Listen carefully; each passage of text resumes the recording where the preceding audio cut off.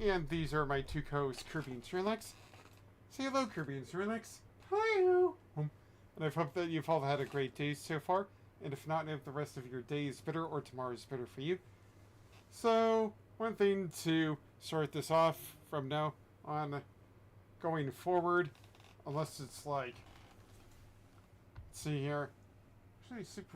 Actually Mario Kart is like 7 o'clock. Anyways, from now on, I have to have a start. For now on, for some games of this caliber, from, I'd say, 7 to 7:45, if I don't start around that time limit, I'm not going to be streaming for the day. And I'm going to be streaming for 3 hours in particular, so from 7 to 10, or around a little bit more time, and 7:45 to 10:45 around that time. So yeah, those, because of limits I need to really take care of right now. This is going to be my nighttime kind of, these nighttime kind of hours going forward, since I need to better look up to that. So if you hear a certain sound coming from a cell phone or so, a timer, then that's just me reminding myself, hey, I have to stop eventually. So yeah, I hope that you've all had a great day, and if not, the rest of your day is better or tomorrow is better for you. And let's get on with this attorney investigations collection, or in this case, the prosecutor's Gambit kind of thing. Why I'm saying that is because yesterday I kind of went a little over the limit of my limitations. Me and my roommate were having a little argument about that, so this is what we, or at least what I intend to do from now on going forward, since we live two different complete lifestyles now, and I have to really think about abiding by that.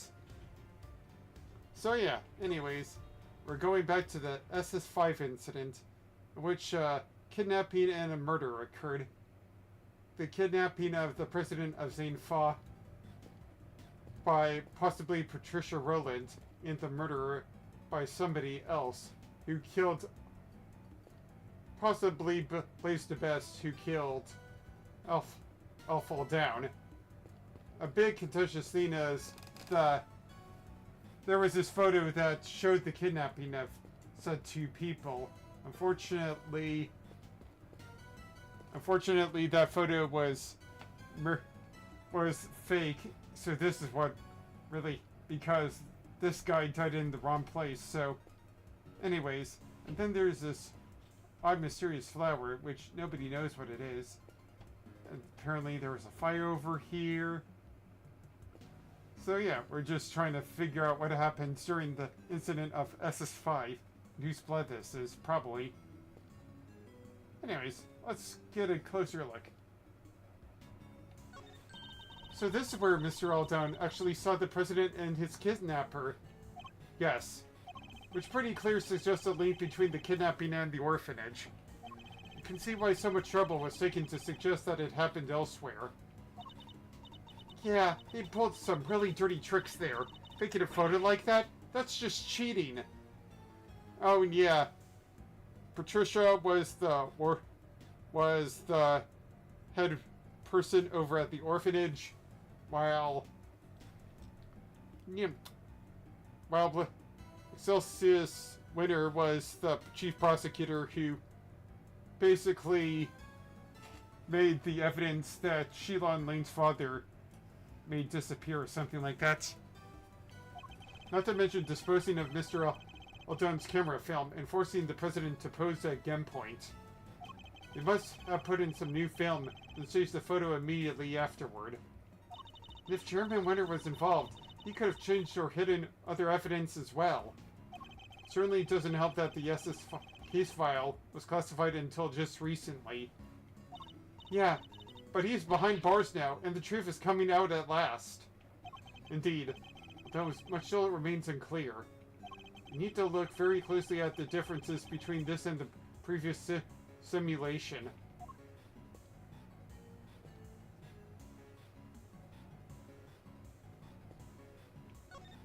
Mr. Aldone wasn't killed here between the planners at all. Then what's this blood doing here? Things have changed considerably in terms of what the simulation is showing us. I was looking at the flowers myself, but okay. But if we want to look more closely at this blood, I think we'll be better off looking at the simulation from the point at which the body was discovered. And what are we waiting for? I'm ready when you are. So what do you mean it? These planners. According to the case file, the yard stretched around 3 sides of the orphanage. There were 3 planners on each side. Yes.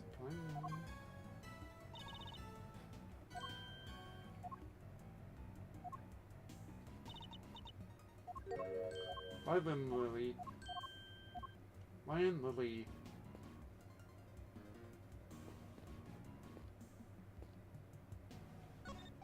There's no mistaking it. This is where Mr. Aldone actually took his pictures, before being attacked by the murderer with the break from the planter just behind him. After being attacked, he collapsed, grabbing the snowman's right as he fell, which means his body would have been here at first, not where we thought it was before. Indeed, we should examine the area where we previously thought it fell to. Can we really be sure that these are Mr. Aldone's footprints?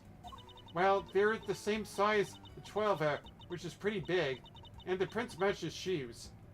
They also got straight to the middle of the planters, where his body was found. But as we've established, when he was attacked, he fell and grabbed the button from the snowman. Well, being a great thief, I know a few contortionist tricks, but that would be way beyond even me. Some average Joe stretching his arms like that far? Basically impossible.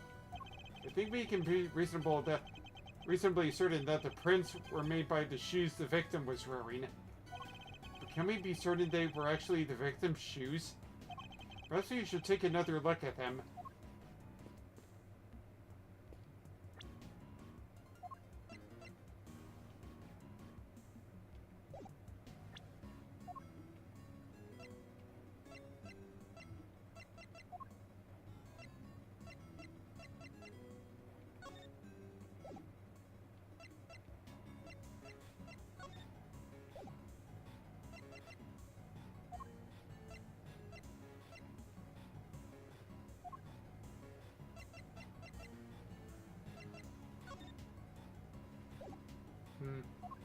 Guess I can't investigate stuff here.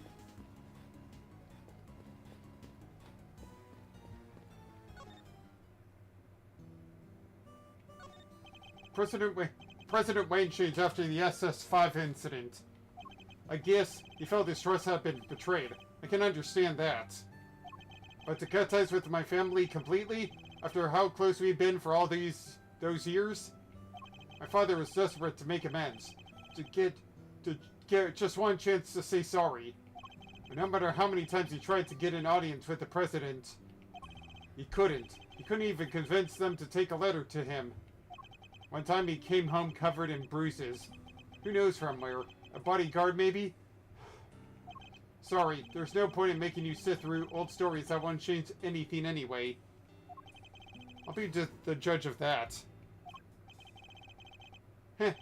Oh, as warm as fuzzy as ever, I see. Not that I expected any different. That case ruined my father, and my family too. The people who failed to keep the president safe. That's all we were after that. Threw himself heart and soul into that investigation. Heart and soul. He became obsessed, in other words.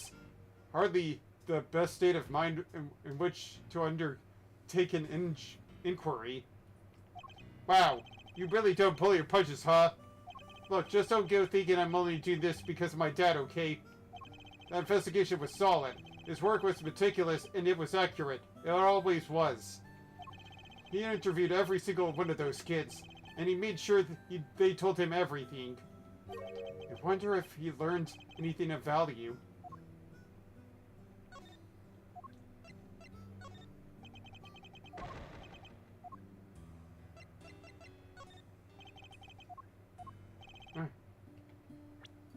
What kind of brat sets a fire like that for fun?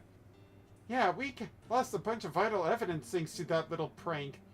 Agent Lane, your father investigated the SS5 incident in some depth, correct? Do you know if you learned anything about the child who set the fire? You wondered about that too, huh? So did I, sadly. He never shared his thoughts on the matter. With anybody? Yeah, which means the truth is lost to time. Guess we'll never track it down now. I may not show it, but I get the sense that talking about this is very hard for him indeed. Aren't you forgetting something, Agent Lane? Those are amazing trackers. You can sniff that truth out wherever it is. Ah. You're right. You knew you'd be the one to tell me that. Maybe you're not so bad after all. She's my assistant for a reason, Agent Lane. Mr. Ezra's assistant for... What? You want me to tell you... You want me to tell you about the SS5 incident? In a nutshell, my dad couldn't keep the most important person in Zinfa safe. So he put everything on the line to try and figure out what happened. Nearly worked himself to death trying to solve that case. Got so bad he looks like a ghost. Maybe it would have all been worth it if he could have gotten the people responsible convicted. But he couldn't. A guard woman got off scot-free. Failed to repay the president for all he'd done for us. And he failed to solve the case. And that's how a family of wolves got pulled into this never-ending nightmare. That enough for you? Sounds to me like one cub in particular took his family's downfall very badly. I can only imagine how much the experience must have hurt him and his father. We will do all we can to bring this case to its conclusion at last, Agent Lane. I promise you. I hope that the story you told us proves a useful clue in doing so. That's all you have to say after I poured my heart out to you? Why do I waste my time?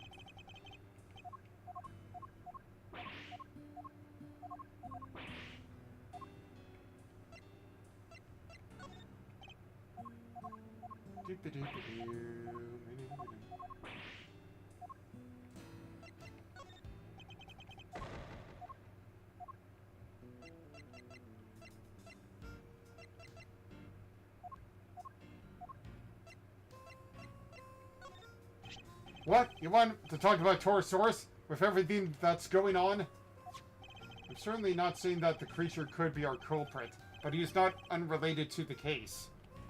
If there's anything you can tell us, I'd be very much obliged. Well, President Wayne had a Torosaurus toy from way back when. I saw it a couple of times over the years. That's why I recognized it. Stuffed toy. I saw it in the presidential plane too. Even if the leaders of other countries, even the leaders of other countries love Torosaurus, he must be famous everywhere. Dogs go ba ba in other languages, right? Cats go meow, and roosters go kookaroo. So what noise would a Torosaurus from another country make? We don't even know what noise our own Torosaurus makes, do we?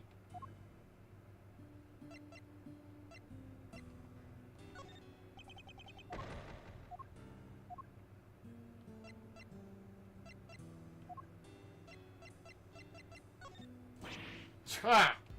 What you showed me that for? Curse whoever killed President Wang. I'll find them. You'll see if I don't. Forgive me, Agent Lane. I didn't mean to upset you. Seems to find it hard to keep a cool head when where the president is concerned. Unsurprisingly, I guess. Can't help but feel a little sorry for him, huh? Isn't there something we can do? Yes, listen carefully to what he has to say and try to solve the president's murder.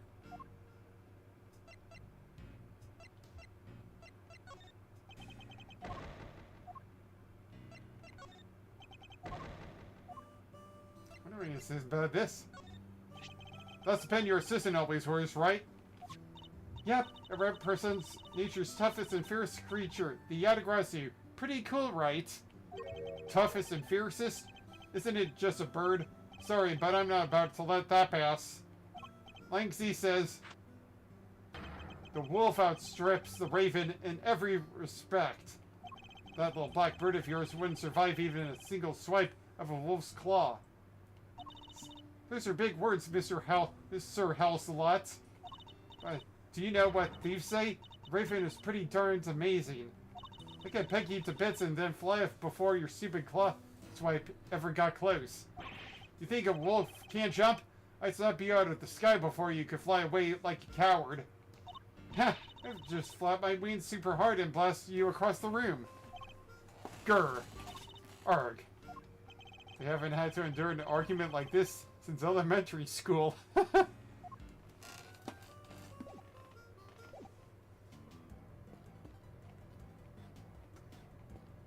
Let's see here.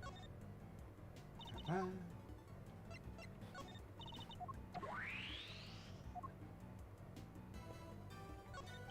Can we really be sure that these are Mr. Aldone's footprints? Well, they're the same size. Java.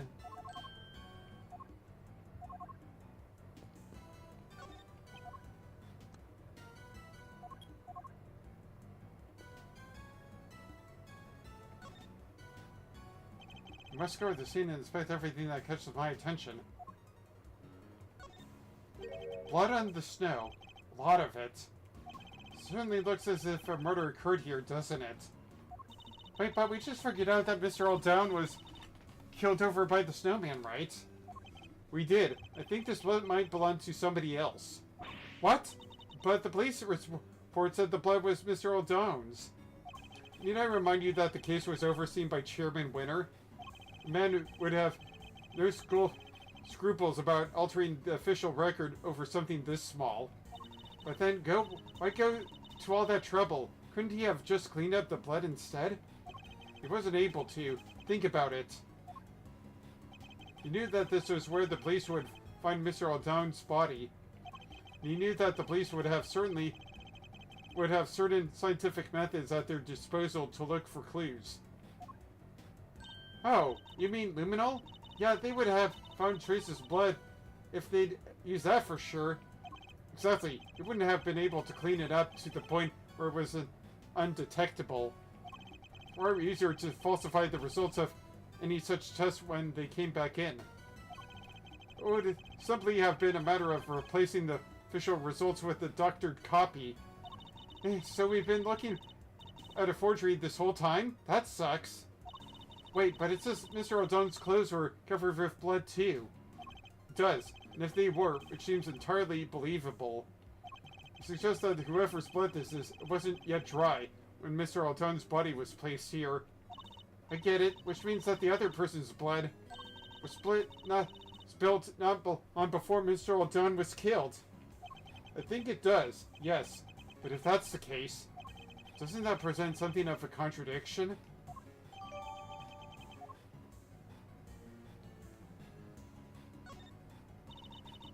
Somebody's dropped a yellow flower here. It's lion lily, right?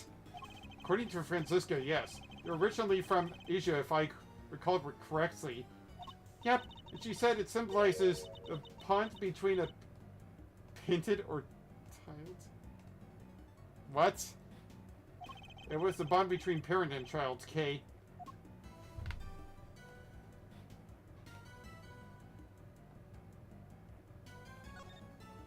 There's nothing of interest here, except for the brick.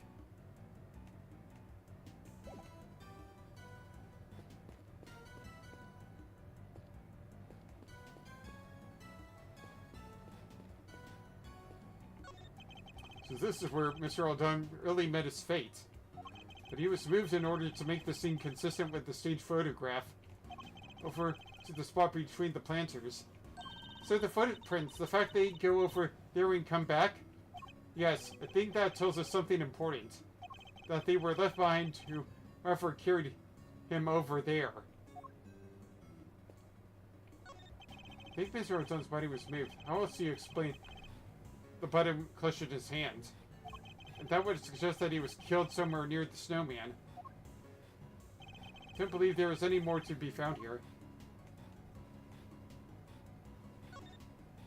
Poor snowman, he's not looking good. Can't be helped. Snow and ice eventually melt. That's just how it is. And so do mysteries.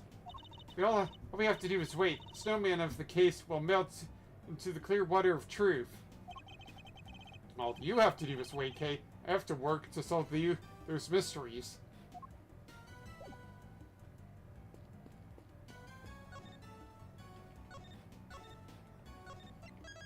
Alright, let's see.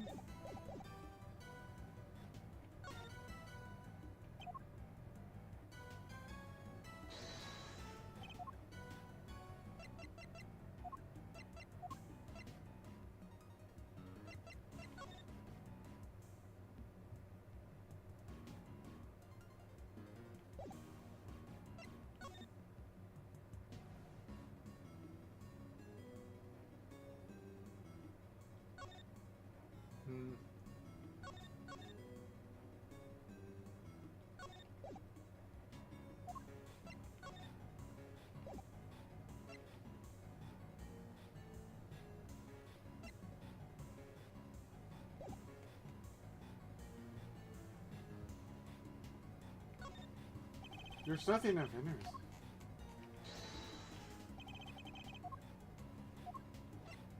Huh?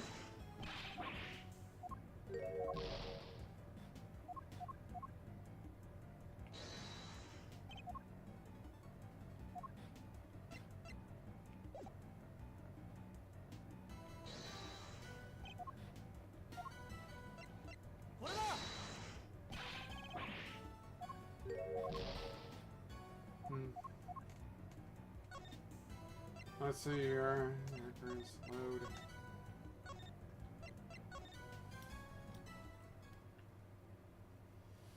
Alright, this is gonna stump me.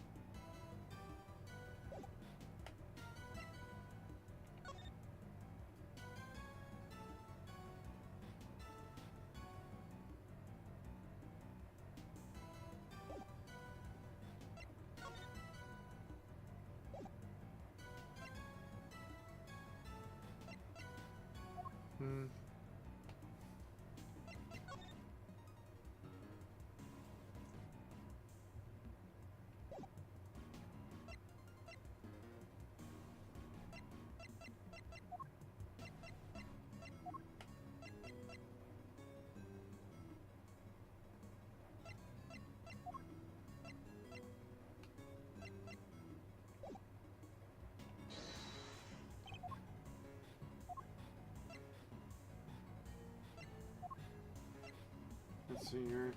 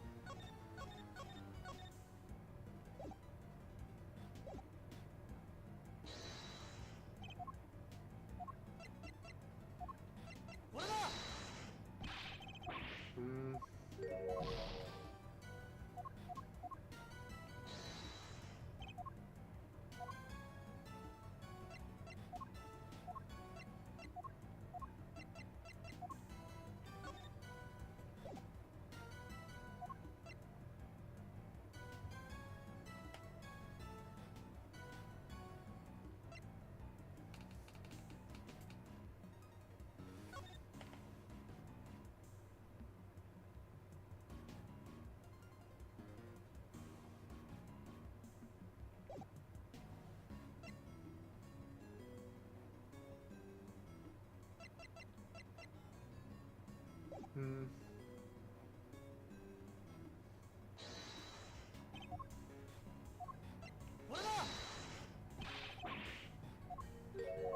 Hmm.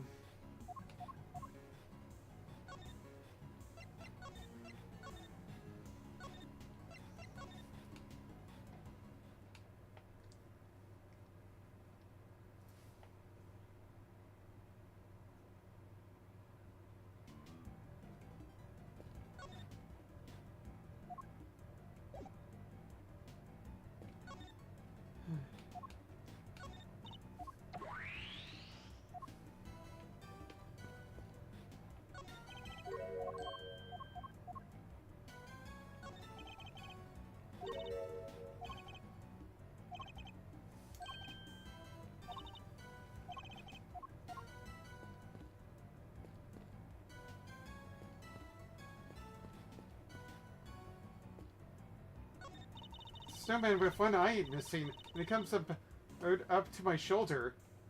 That's a super heavyweight contender right there. Those kids weren't messing around. Never mind its weight and size. I think we need some slightly more in-depth analysis here. Well, it has a bucket for a head, buttons for eyes, and a nice fluffy muffler. The full snowman in uniform. And it looks like it can't wait for me to punch and kick it to 1,000 tiny pieces. Perhaps if we could keep things a little less subjective, Kay.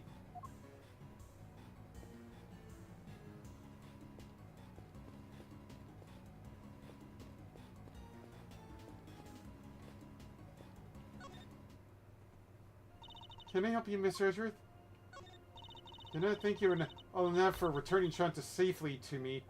I can hardly bear to imagine how I would have felt if he had not come home. Hey, old guy, can't you see upsetting her? That was not my intention at all. Hee look at our little knight in shiny armor, defending his mom's honor. Shut up! I wouldn't have to if you didn't keep... That's enough, Sean. Mr. Edgeworth, if you'll allow me, I would like to apologize again. I felt in my duty as servant of justice. I will not ask you to forgive me. I only ask that you understand that Judge Cavell, I don't presume to know the goddess of justice as well as you do. But she was a mother, was she not? Of other gods and goddesses? She was. Her judgment requires personal circumstances to be taken into account. I'm sure she would understand. Perhaps your beloved goddess is more merciful than you give her credit for. Thank you, Mr. Edgeworth. Huh, what are they even talking about? Don't worry, Sean. I don't have a clue either. So things are finally settling down after Warden Lagarde's trial? It would seem so. Sentencing is still to come, but the guilty verdict should stand. Do not worry. Excelsior Winter's connection to the case will be thoroughly investigated. Have faith, Mr. Edgeworth. Eustace is a changed man. Indeed, he simply had some growing to do, but then don't we all? He included. Hey! Huh? Kind of feel for him now. I said some pretty mean things, but I'll make it up to him next time I get the chance. I'm sure that chance will come, but for now... Indeed, we need to focus on the case at hand.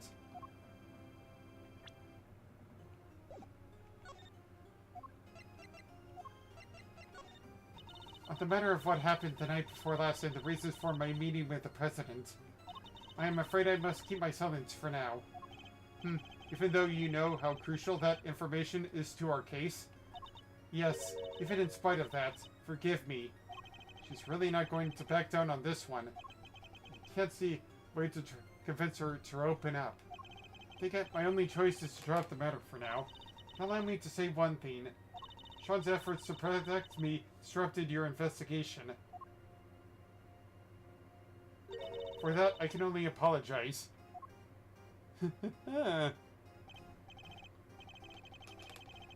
Don't worry. It would take more than the lives of a child to throw me off the scent. And besides, not even I'm thoughtless enough to criticize a child for wanting to protect his mother. Besides, what? Oh, it's nothing. Ignore me. Or mother for wanting to protect her child.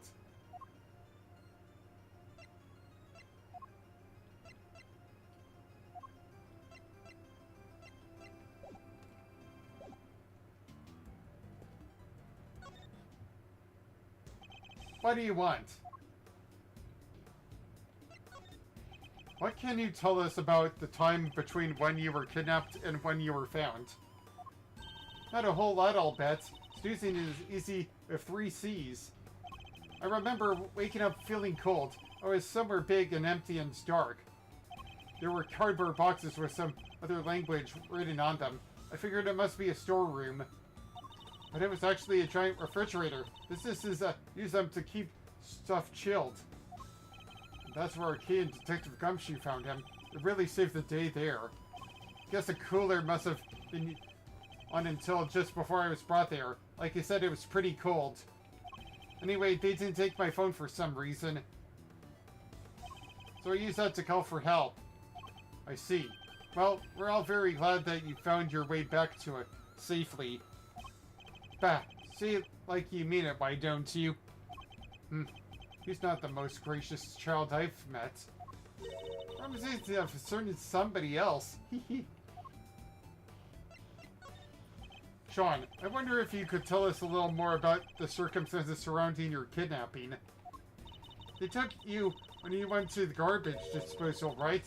Well, what were you doing there? It's alright, you don't have to talk for him. You can just ask me himself.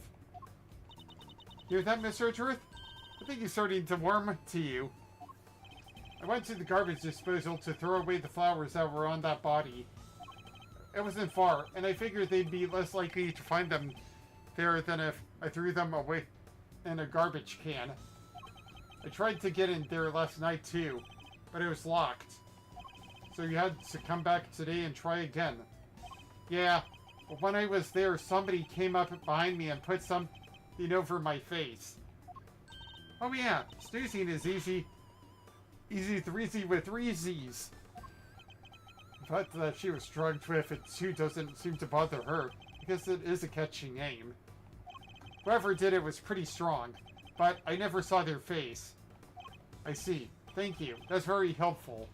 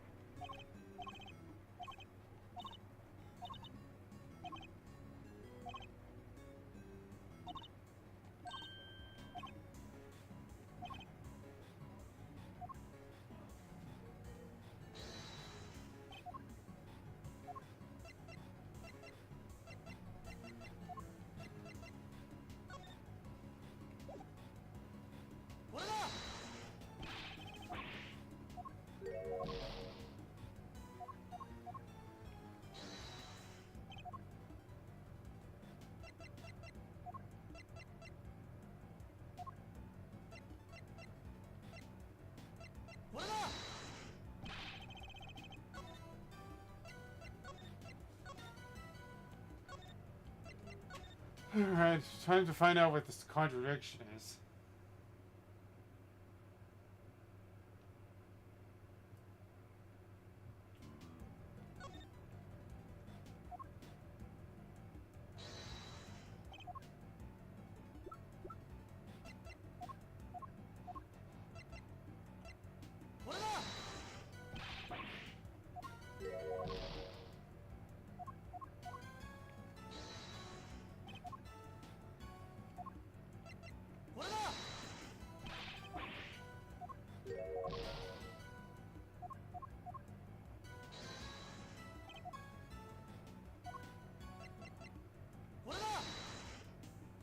Okay.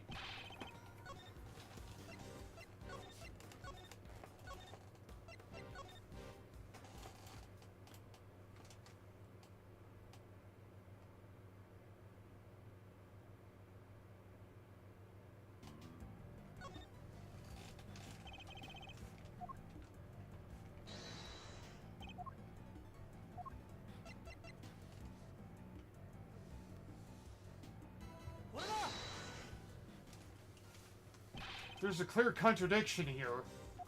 Huh? In the blood stain? The blood is clearly cut off where the snow was melted by the fire. Which means that the blood in question was split before the fire was started. Huh? But the fire happened before the murder, no? If we choose to believe the case file, yes. But if the fire was actually set after what happened here, the kid who lit it must have seen something. Then why isn't there a witness statement? Because that would have challenged Chairman Winter's versions of events. We need to know more about this fire. You're Shifu. The fire might have been reported to the police, which means there might be a record of it. Go see if they have anything. Bring everything you find back here right away. Understood, Shifu. I'll get right on it. One more thing. What is it, Shifu? Contact my family back in Zinfa. Tell them to search my father's office. There should be something there related to the case. Should? What kind of something exactly? I told you I'd seen this scene somewhere before, didn't I? Well, I've remembered where. It was in my father's office. He had a picture of it, or at least of something very much like it. What? It looks like it was drawn by a child. Possibly a child from the orphanage. Possibly even the child who set the fire. It should still be there somewhere. Tell them to send it right away. Shifu!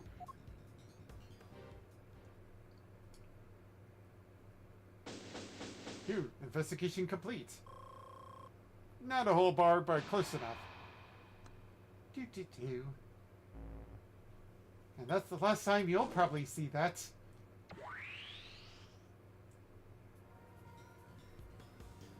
Shifu, I'm back! Wow, that took you like 1 minute. Good work. Brought everything the police had on the fire, and I also brought the picture from your father's office.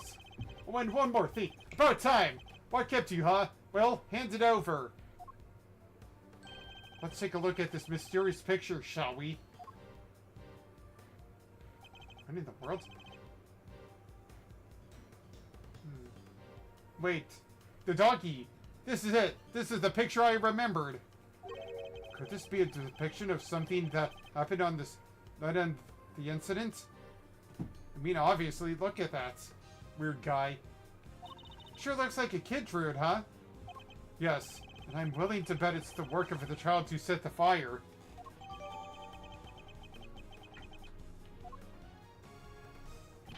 Shifu, there's... What now? Look, I'll have to wait, okay? Oh, Mr. Prosecutor? Why do you think my father kept this? I imagine he acquired it at some point during his investigation. Although I have no idea why he would have chosen to keep it to himself. Could we see the case file for the fire too? Sure, here. If you'll just give me a moment to read through it. Seems the boy who started the fire snuck out of bed on the evening of the incident. And then disappeared several days later. What? Wasn't it because he saw something, right? No, kid, really? That's horrible. That's hardly not unimaginable. Huh? Looks like the kid left something behind that was put into evidence. Huh? What's this? That's... Well, what's it doing in that case file? What is it, Mr. Prosecutor? Have you seen this somewhere before? Something very much like it, yes. We have a piece of evidence that could well be connected.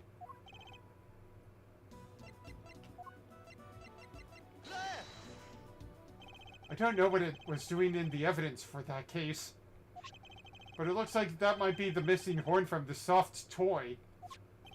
Hey, that was President Wang's. You've seen it before? Of course. He always kept it somewhere close by. I remember it because of the missing piece. I see. It has a special device inside that plays recorded sound when you twist the horn. Hey, do you think that maybe the horn pack might unlock more recordings? You never know. The toy itself should still be up the 51st floor. Hey, you heard the man.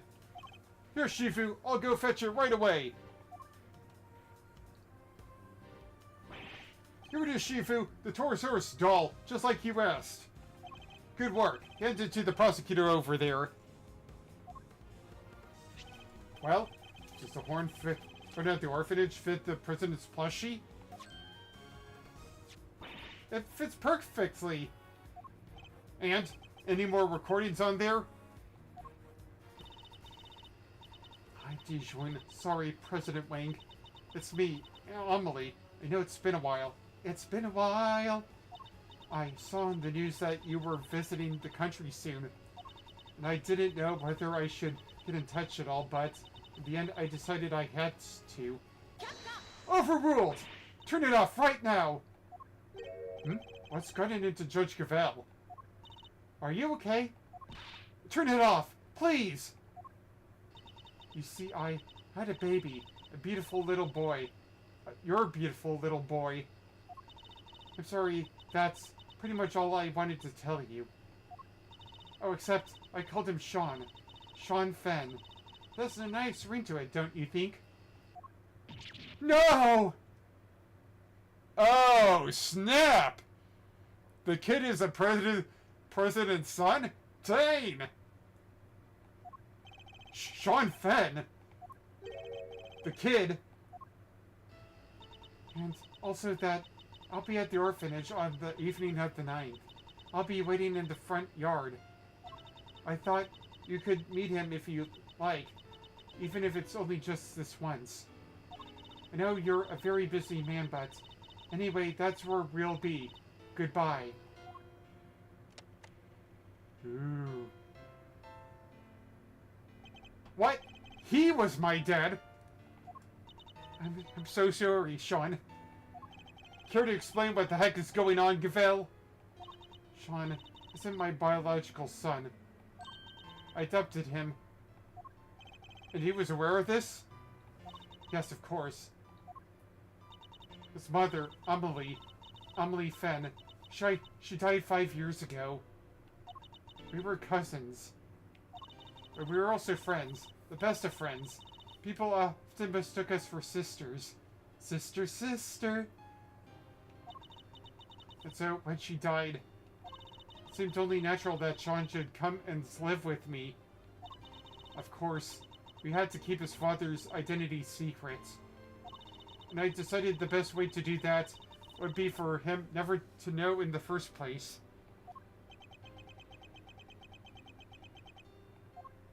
That's quite a lot to learn from a recording made on a seemingly innocent toy. Because Sean's mother must have recorded the message and sent the plushie to the president. Hey! Yes, Sean? You're sure he was really my dad? Yes, I'm sure. Before you were born, your mother worked for a time as a diplomat in Xinfa. Makes sense. That line of work must well have brought her in contact with the president. What? You told me she worked at the orphanage! She did, but only after she returned. After she quit the diplomatic service. She always loved helping others. The orphanage was perfect for her. Aw. Not so fast! Sorry, Judge Cavell, but I have to ask. Amelie, the lady who asked the president to come. Why didn't she show up herself? Why isn't she anywhere in the files related to the SS5 incident? She never made it to the rendezvous that night. Someone was tailing her. I'll bet that was Chairman Winter's doing. Though sadly we can't prove it. And because she couldn't make it, she never saw the president again. Then she died 5 years ago. This can't be easy for Sean. Hey, Sean, are you thirsty? We could go get a soda. I treat okay. Come on, I think I saw a vending machine over. You think I can't buy myself a soda? This is important. And it's about me. I'm staying. Oh, that didn't work at all. Sean, perhaps now you can guess why I met with the president 2 nights ago. So that's it. That was the big secret. I wanted to tell them face to face that Amelie was gone. But also that you were alive and well. More than well. But it makes sense now. No wonder Judge Gravel was so keen on to avoid sharing the details of their meeting. Yeah, she would have to share the truth about Sean too. That was why I took the lion lilies with me. So there would be no doubt that I knew Amelie, and that I knew her well. Those flowers bore special significance for the two of them, you see. President Wayne gave Amelie a bouquet of lion lilies in the early days of their romance. But now, he too is dead. If only he had lived. Sean might finally have been able to get to know him. Aww.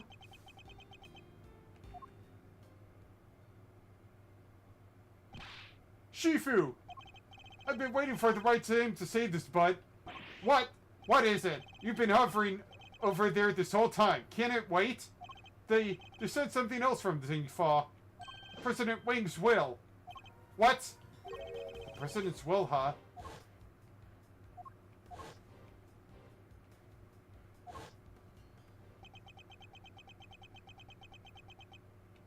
What? This is... What is it, Ancient Lane? Does it have anything to do with our current case? You could say that.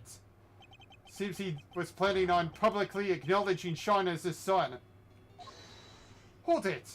Sean's name appears in the President's will? And we're certain that the document is authentic? That President Wayne wrote him himself? Sure we are. It's old, but it's real. My family took charge of it back before the SS5 incident happened. They'll want to analyze it back home to be sure, but I shake my name on it being the genuine article. Wayne was a renowned world leader. A child nobody knew about would have been sure to cause a stir. Yet he chose to mention the child in his will nonetheless. Well, that's that, I guess. I still can't quite believe it, but the President confirmed it with his own hands. There's no denying it, Sean. You're President Wang's son.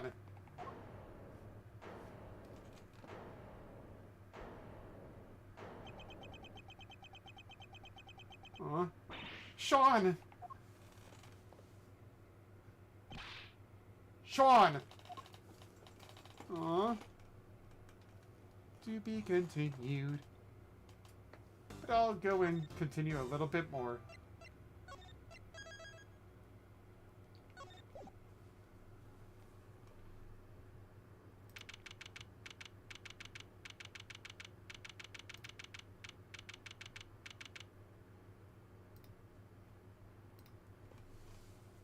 April 6th, 5:41 p.m. Big building, empty lot. Sean. He was my dad? It can't have been easy learning the truth about his father's identity so unexpectedly. Poor guy.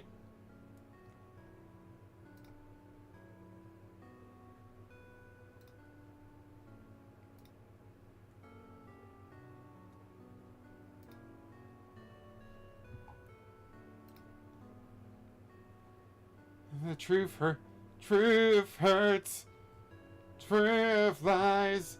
Truth stings. Sometimes. Ooh. Truth hurts.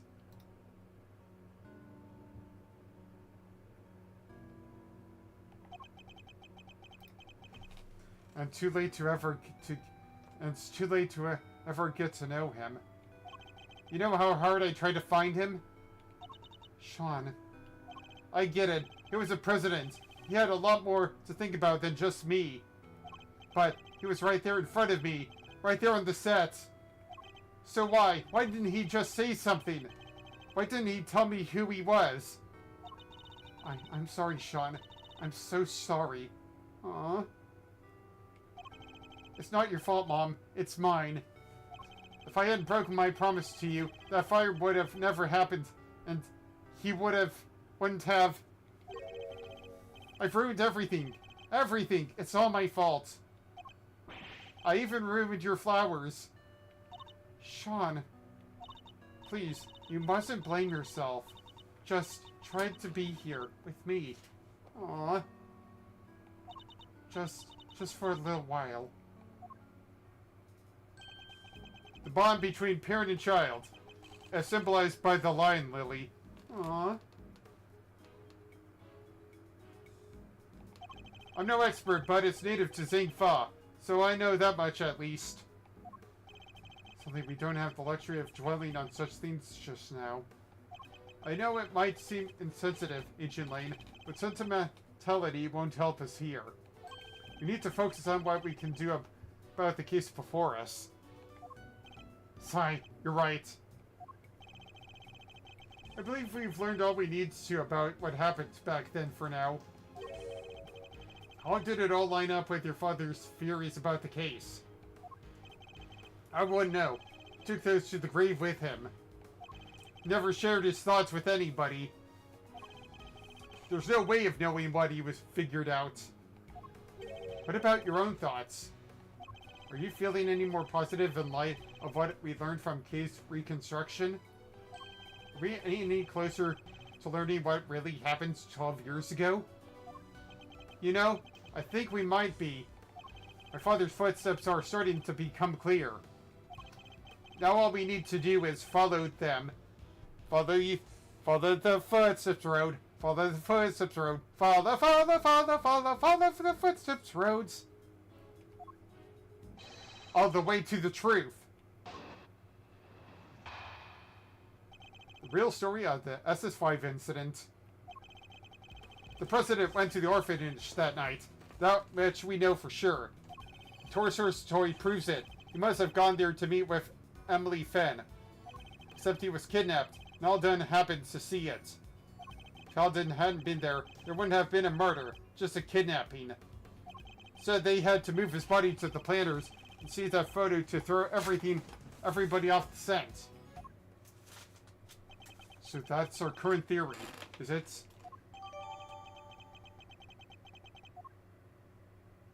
But there's something I still don't understand. There is? This. Why risk staging the picture? They would have had to force the president to play along. What if he hadn't? It's a good question. We may be closer to discovering the answer than we think. We'll just have to get there one deduction at a time. Yeah, I guess we will. Alright, deduce away.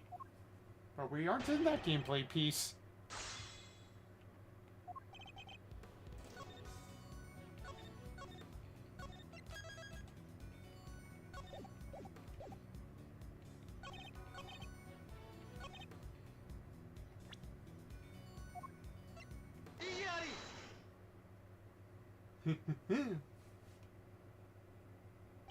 You're saying there would have been no murder if Mr. Oldton hadn't witnessed the kidnapping? But is that really the case? Why wouldn't it be? Their main aim was to abduct the president, right? So if there hadn't been a witness present, they wouldn't have needed to murder anybody. And yet it remains possible that Mr. Oldton wasn't the only person killed that night. There was a large pool of blood between the planters, and Mr. Oldton was murdered over by the snowman. It can't have belonged to him. What if all that blood by the planters belonged to somebody else? Not so fast! Come on, Mr. Prosecutor. Do you realize what you're saying, don't you? I do. It's hard to believe. I'll be the first to admit it, but it's what the evidence suggests. Not just one person was killed here 12 years ago, but two. You're saying they covered up a whole separate murder? But whose? Whose else was killed that night? Who else was killed that night? Whoever could have this other homicide did so very skillfully indeed. They even seem to have been able to avoid it being mentioned in the files. But they didn't quite get rid of everything. We have a piece of evidence from 12 years ago that they never managed to erase.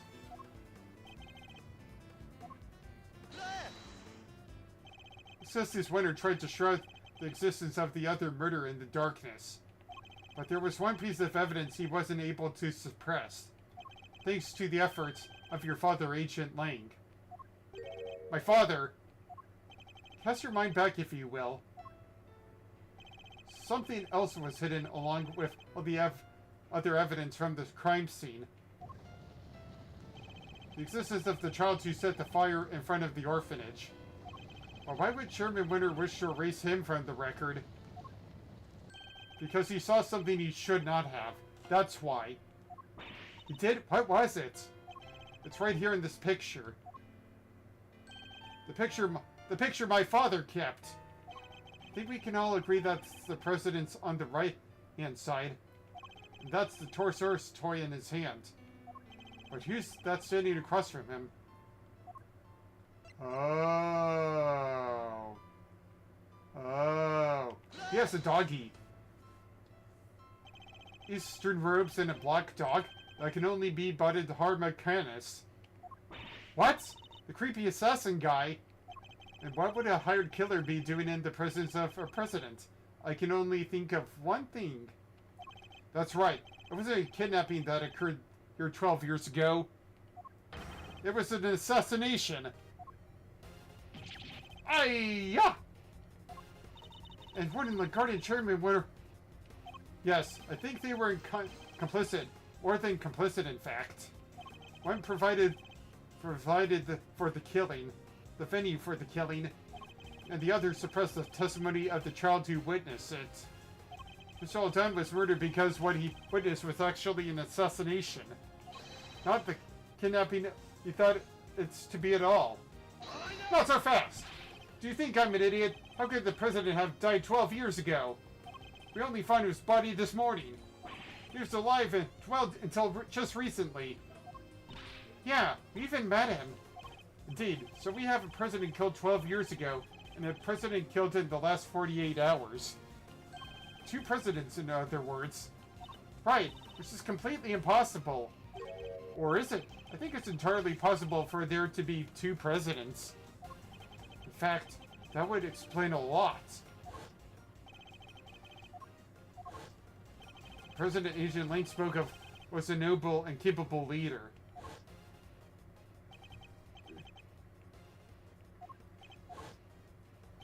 Entirely unlike the band we met.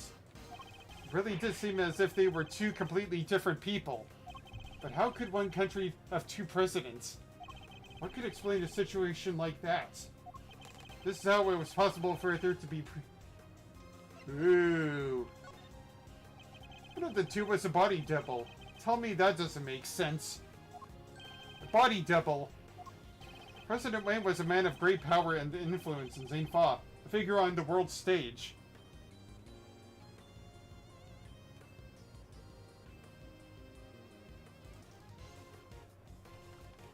There must have been countless attempts on his life over the years. Such as the one at Gort Lake only a few days ago. Not so fast! It's true, there were more than a few assassination attempts. But that doesn't mean I'm about to accept that there was more than one president. Not without proof. Do we have any proof that there was more than one president?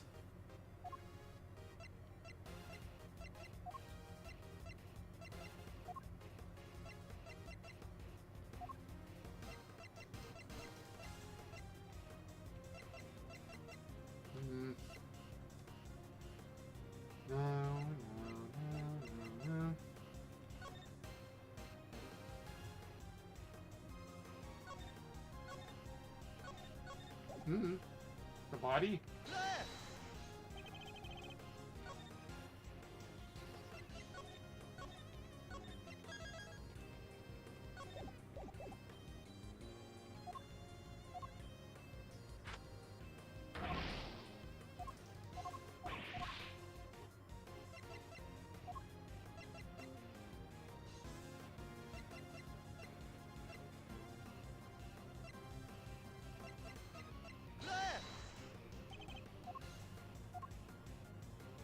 I'm just trying everything at this point.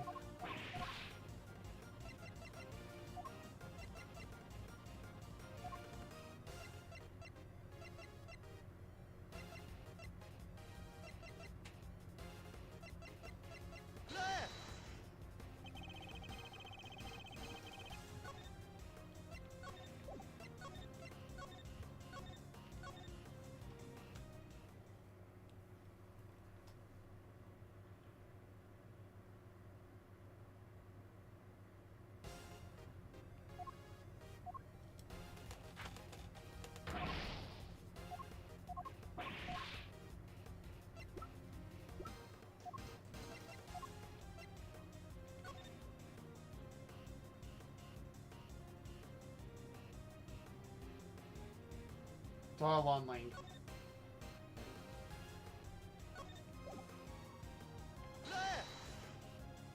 I don't think he noticed the contradiction staring him in the face. Or is he just unable to accept it? What's the matter, Mr. Prosecutor? You're pretty quiet all of a sudden. In Emily Finn's recording, she asked the president to be at the orphanage at midnight. But it shouldn't have been possible for him to be there at that time. Huh? How come? Because he was supposedly still at the embassy. With your father, Agent Lang. So we had noticed. The only way he could have been in two places at once is if there were two of him. Oh! So the real president, that was the one who died 12 years ago? I think it might have been. But why? And two, who would have hired Kenneth to murder the president? In order to figure that out, we'll need to look again at the piece of evidence we recently discovered was a fake. Fake evidence. What was it again? The picture taken with Mr. Aldon's camera was staged sometime after his murder. Mr. Aldon was murdered because he witnessed the president's assassination. In other words, the photograph too must have been taken after the real president's death. So who is the president in the staged photograph? The body double. Nothing else makes sense. I believe the president's double had him killed so that he could take his place permanently. Oh, what a jerk. An Excelsius winner and Fifi Lagarde helped him do it. Not so fast!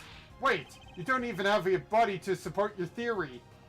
Are you telling me it magically disappeared? Objection! No, in fact we know Excelsior were wound up. The president's body was here the whole time. Chairman Winter dug up something last night. Something he couldn't trust anybody else to retrieve. We thought it might have been the ransom money, but it was actually something even more important. Wait, you mean? That's right, the real president's body. I think it's highly likely anyway. What? The body may have been decomposed in the intervening years, but the bones would still surely have remained. Mr. Powers informed us that construction is due to start here sometime soon. Everything had to be wrapped up before then. The shooting of the movie, and the recovery of the president's remains. Yeah, I guess once they started digging the place up, they would have found them pretty quick, huh?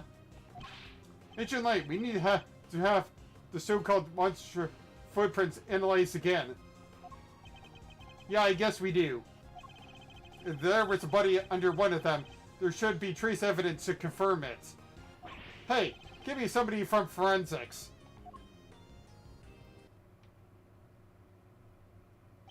Sir, presenting the findings of our analysis, sir. The traces of human remains were found in the dirt, along with other signs of a body having been buried. Grr, so it really was him? Bones were also recovered from the home of Excelsius Winter. The physique looks to be right, and his dental and medical records are a match. Sim, no doubt about it. So as expected, the real President Wang was killed 12 years ago. The SS-5 kidnapping was in fact a homicide.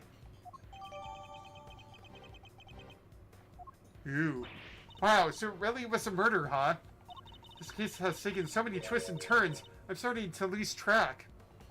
Yes, perhaps we should summarize our findings just to confirm that we understand everything correctly. Good idea. Let's go everything from the point where the president arrived at the orphanage.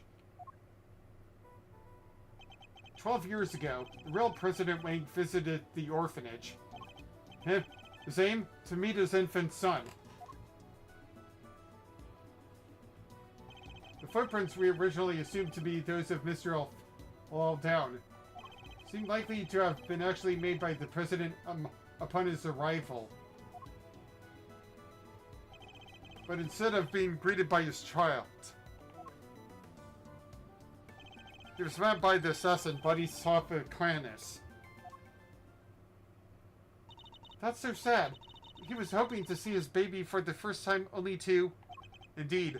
But at least with Mr. Canis, we can be sure that the job was swiftly and effectively completed. But then after the assassination, another tragedy occurred. Mr. Aldown's murder. Yes, it seems he witnessed a key moment in the evening's proceedings. The moment where our culprits, the so-called kidnappers, took the president's body around to the side of the building. That was the side that sealed his fate. We've now established that he was standing with the orphanage gates at the time. Far enough away that he believed he was seeing the president's abduction. At which point... Oh, the body double who had come up to meet with his co-conspirators walked right up behind Mr. Aldown, leading to an unfortunate eyewitness being murdered by the man who was planning to replace the president. So, was it the body double who moved Mr. Aldown's body too? Yes, I think it probably was. And none of the footprints could have been his, could they? Actually, I think they could. In fact, we have a piece of evidence that proves how that particular trick was achieved.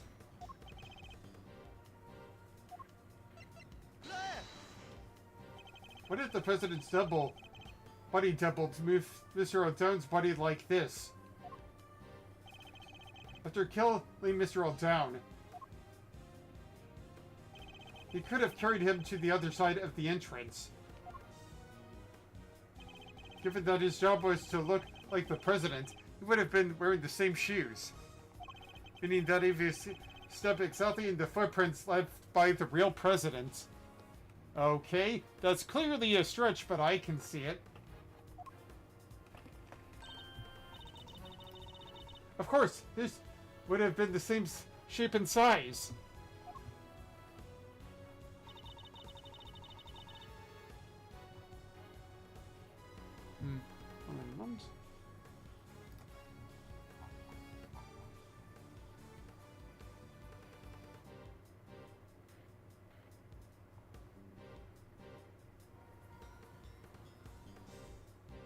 Oh.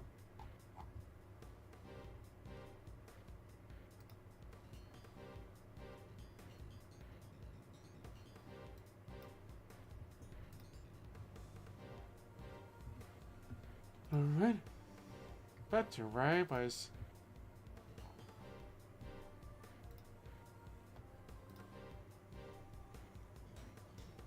I like this baseline.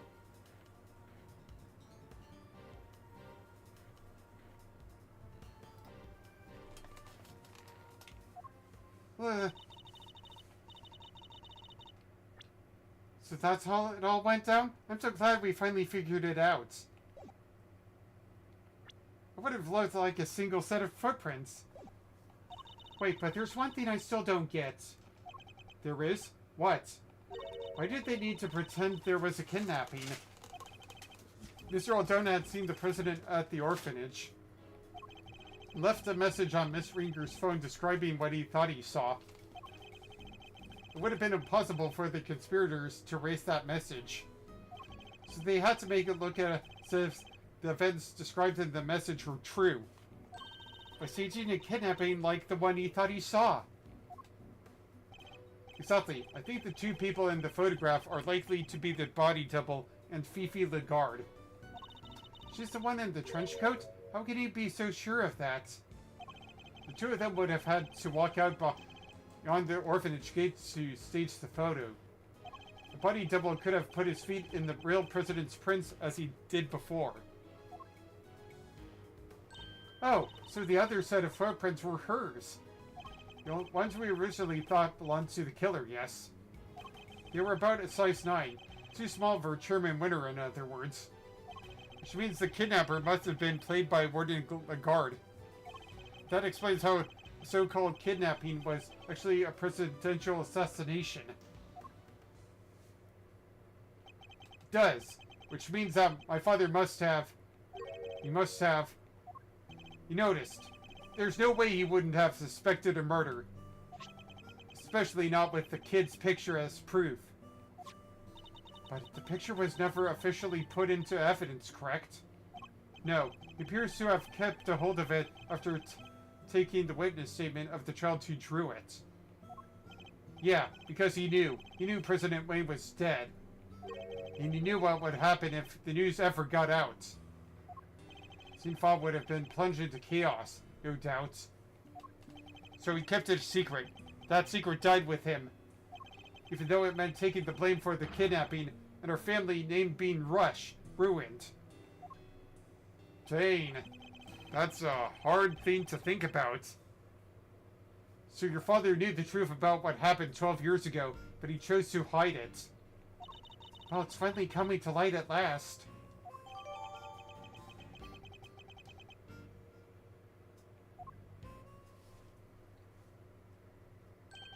Is it indeed intriguing? Is it indeed intriguing? Huh? What? Who's there? The bell. That sound. Is that a bell? Buddy Hamakarness. Dougie! What the heck are you doing here?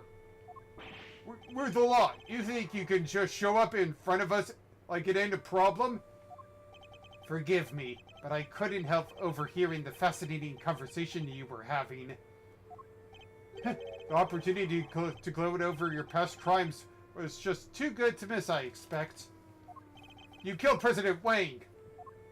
I did, but it's not something I'm inclined to gloat over. I was more interested in something else you mentioned. Or someone else, should I say. Someone you're looking for, I suppose. Exactly. That's why I took a little sojourn from the penitentiary to find a certain young pup. A young pup in a rather eye-catching red raincoat. What? Wait, you know who they are? In a manner of speaking. What did you call them again? A secret mastermind?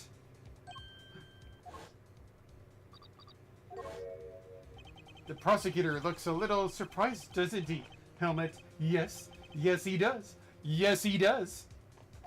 The young pup I mentioned, he saved my life, 12 long years ago. My unexpected savior.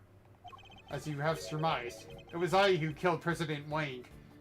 But that meant that I too became an inconvenience in need of removal. Imposter President, Winter Lagarde, all three were keen to guarantee my silence. And if I hadn't met my friend the young pup again, they might have even succeeded.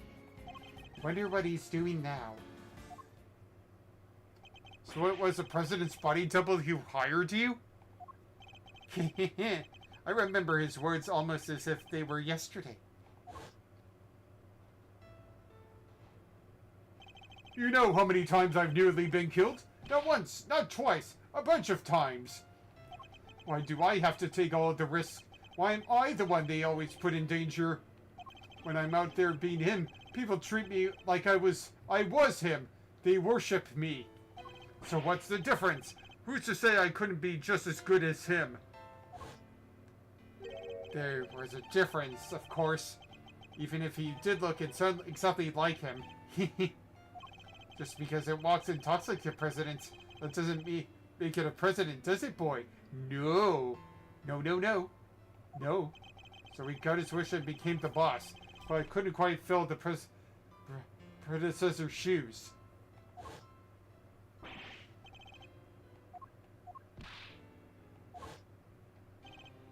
Seems like the king and his knight were much the same.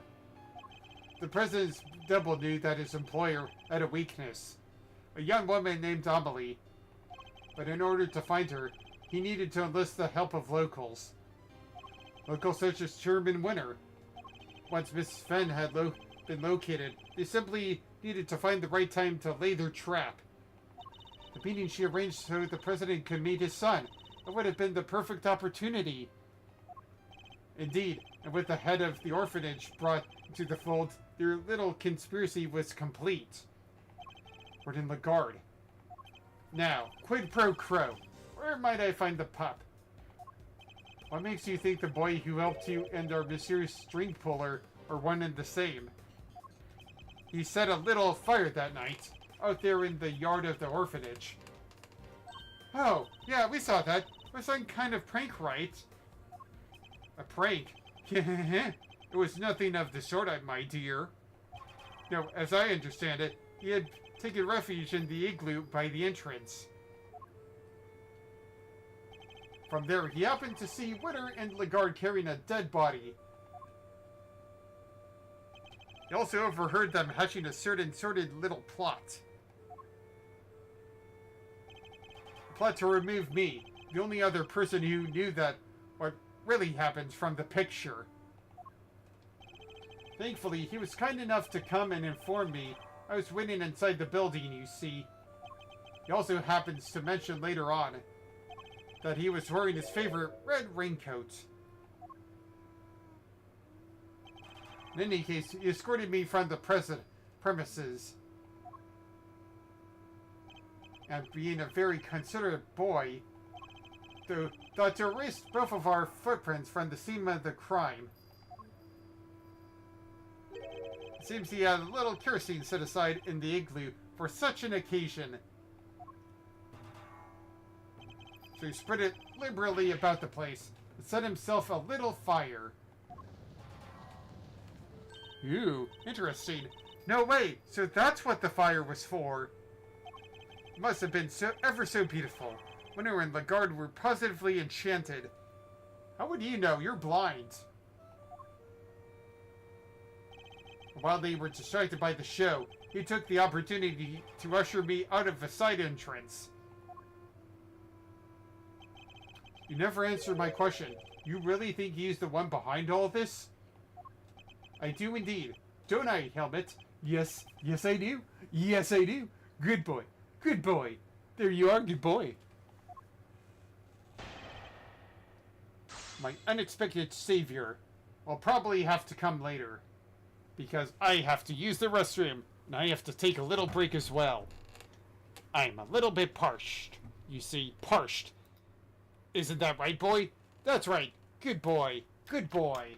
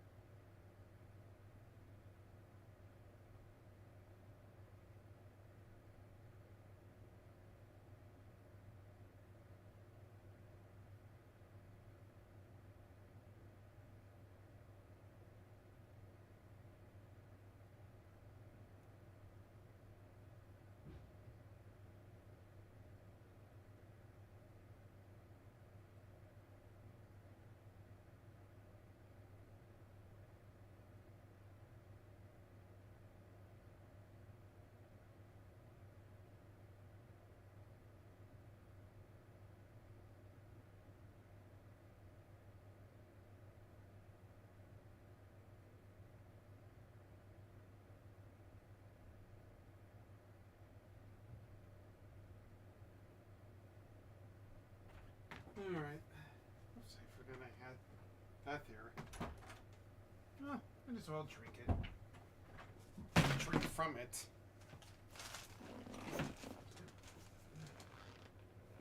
There it is. Alright, I'll do it.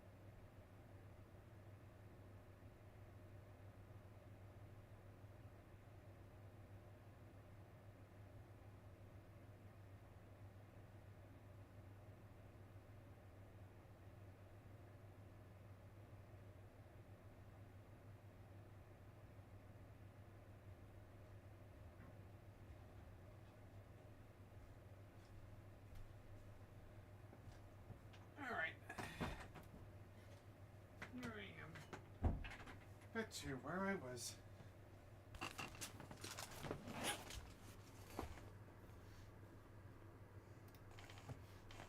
Did I miss anything on it?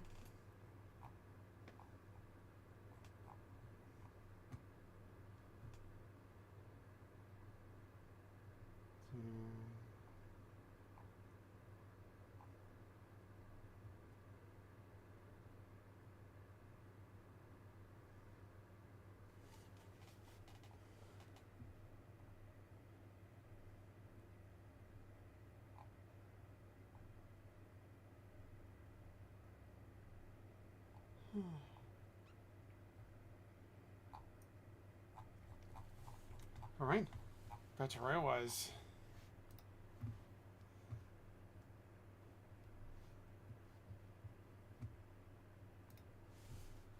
Alright. Sorry for the little wait. You know what, I'm just gonna get a little drink of water.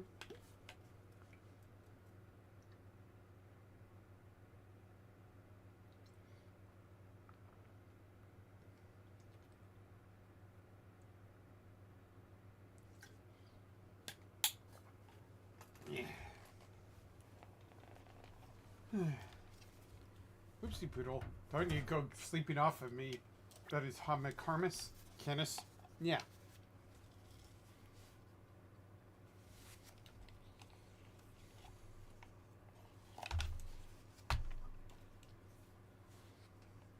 Alright. That's where we were.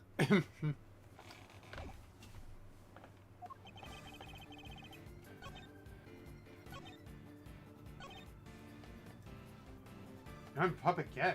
What does that mean? Hold it! Again. So the two of you had met before? Yes, on a cold and lonely Christmas Eve, 18 years back. That long ago?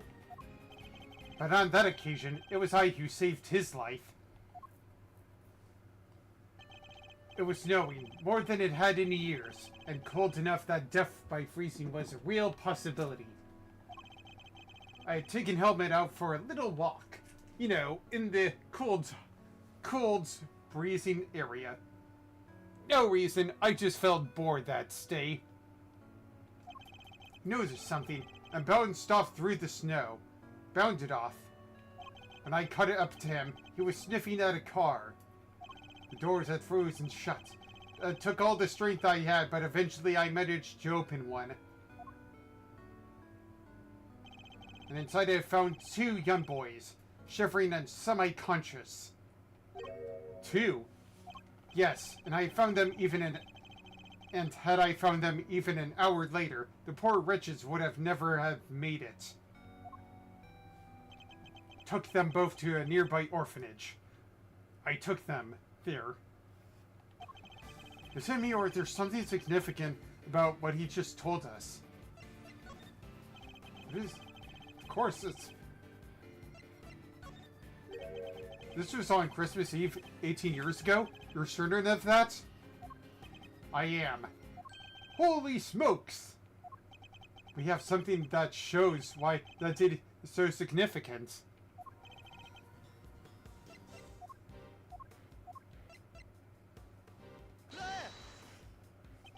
That was the same day on which a certain incident occurred. The murder of a well-known sculptor. No way!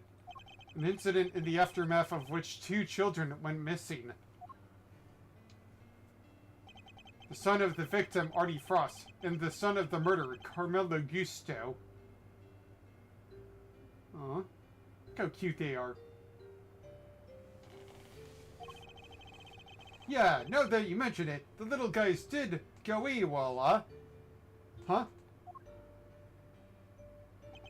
Intriguing. The son of a murderer and the son of his victim. I suppose that would make sense. It would? One of the boys was bound hand and foot, you see. That must have been part of Mr. Frost's plan to stop Mr. Gusto's son from getting to the competition. Indeed, because without his son to taste his creations, Mr. Gusto would have had no chance of winning. So that was what was behind it all. Sadly, neither of the boys were able to remember any such details. They weren't? No, when we met each other again on that night 12 years ago, the young pup explained it to me. It seems that they were really on the brink of death when I found them. And the shock of the experience caused them to both lose their memories. They weren't even able to remember their names. Wow, so they wouldn't have known they were Mr. Frost and Mr. Gusto's kids? If what he's telling us is true, that would seem likely, yes. Which means we still don't have enough to tell us who our mastermind might be. Mr. Canis, would you mind telling us what happens next? By all means.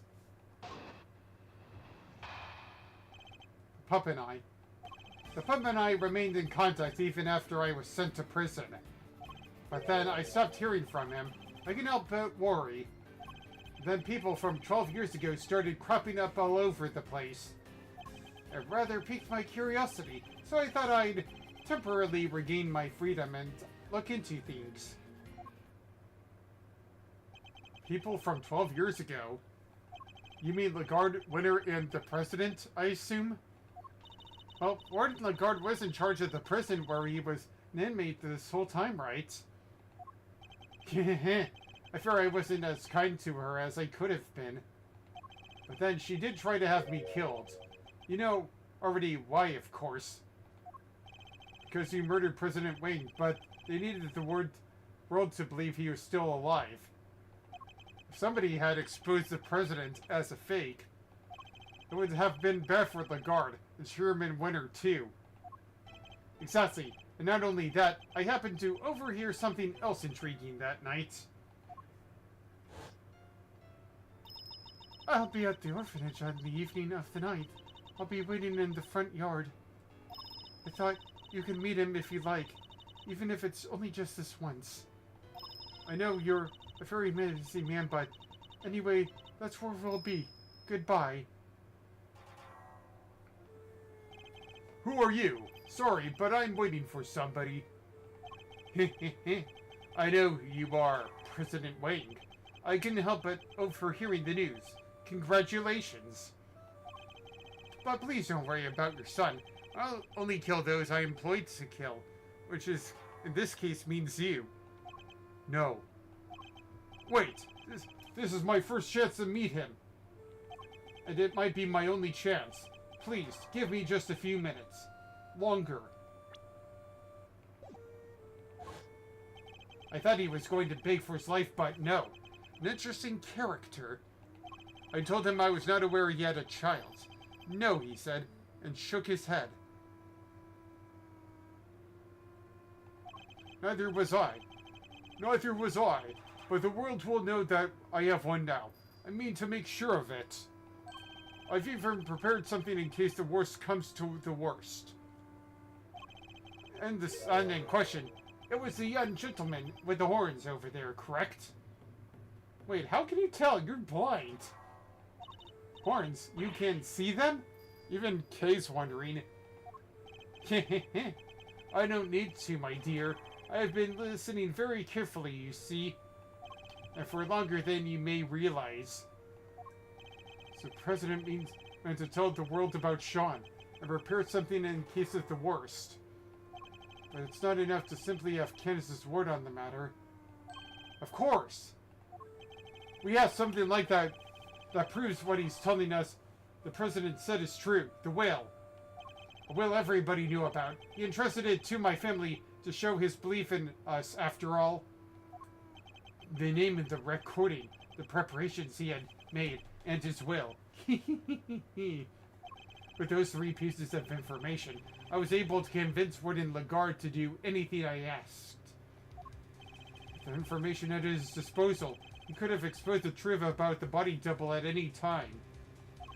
Sean's true identity with it. President Wang was more agile than I anticipated. He blocked my first knife for us with something soft. By the time the piece I'd broken off hit the snow, my neck stride hit its mark. So it was Kenneth who tore the horn off of the Torsaurus stall. I was the only one present to hear its final words. The only one who knew the truth about his son. Well, me and that poor pup.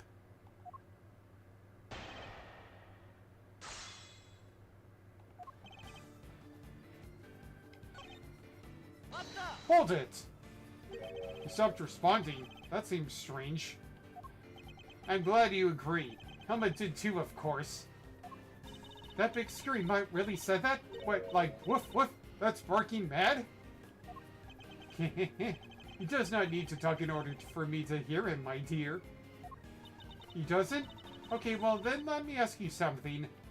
That look he's giving me, the super intense kind of scary glare. He's not trying to say he's hungry, is he? He might be. He might be. Mr. Edgeworth, help! He really isn't fond of Kenneth's pet, it seems. Yes, there's a good boy. Now, where was I? Ah, of course, I suddenly stopped hearing from the pup.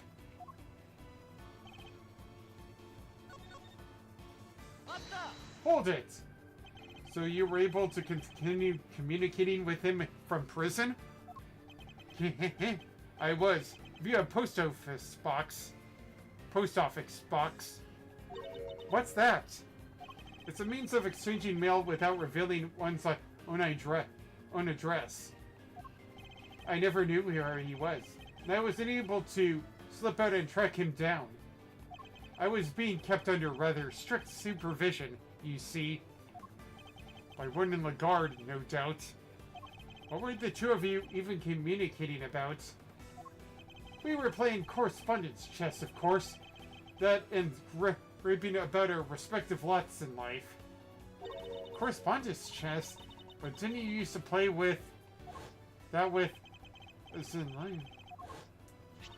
Yeah, it was Mr. Knight. We found the diagram of the game in his cell, too. So, does that mean Knight had something to do with that IS-7 business? Wait, could that be it? Do we have any evidence that might connect Knight to the IS-7 incident?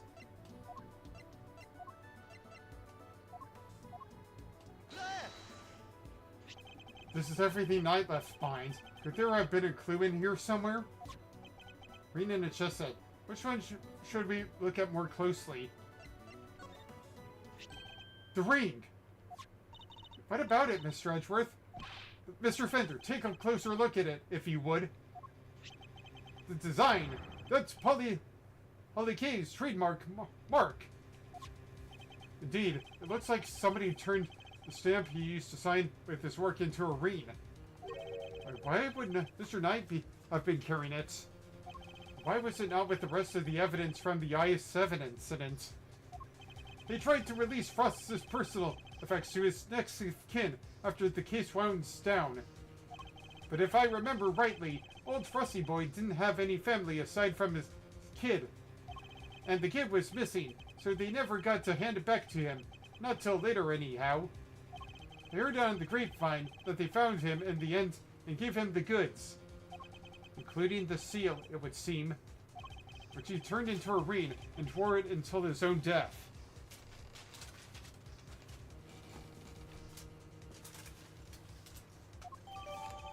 Ew. Interesting. So we're saying Mr. Knight was Mr. Frost's son? The cops don't mess around with this stuff like that. They would have made sure before handing it over. And we were looking for somebody connected to the IS-7 incident who played correspondence chess, right? Wait, so our secret string puller is Bronco Knight? Objection! Knight is dead. How could he possibly be involved in our current case? Far out. So our only candidate for our genius mastermind is the guy who already kicked the buckets? That's impossible. How could a dead body guy be behind all this? It is a little perplexing, but then who else could it be?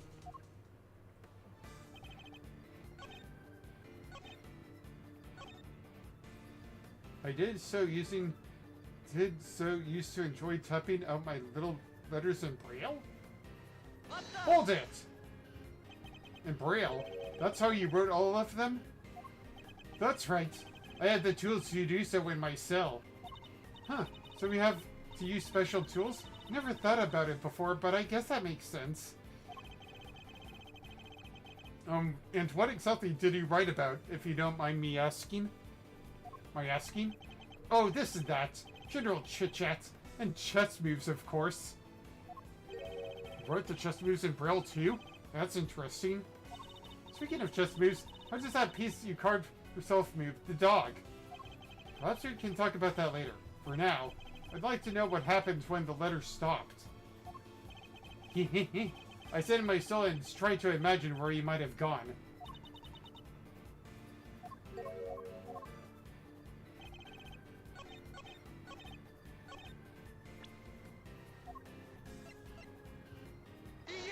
Objection! You said that you wrote all of your letters in Braille, is that correct? I don't mean to be rude, Mr. Prosecutor, but you do know about my condition, do you?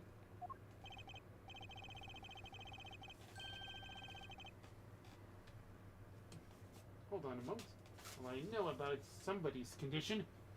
That's odd, because the chest diagram we found Knight cell didn't contain any Braille at all. Really? But surely that's impossible.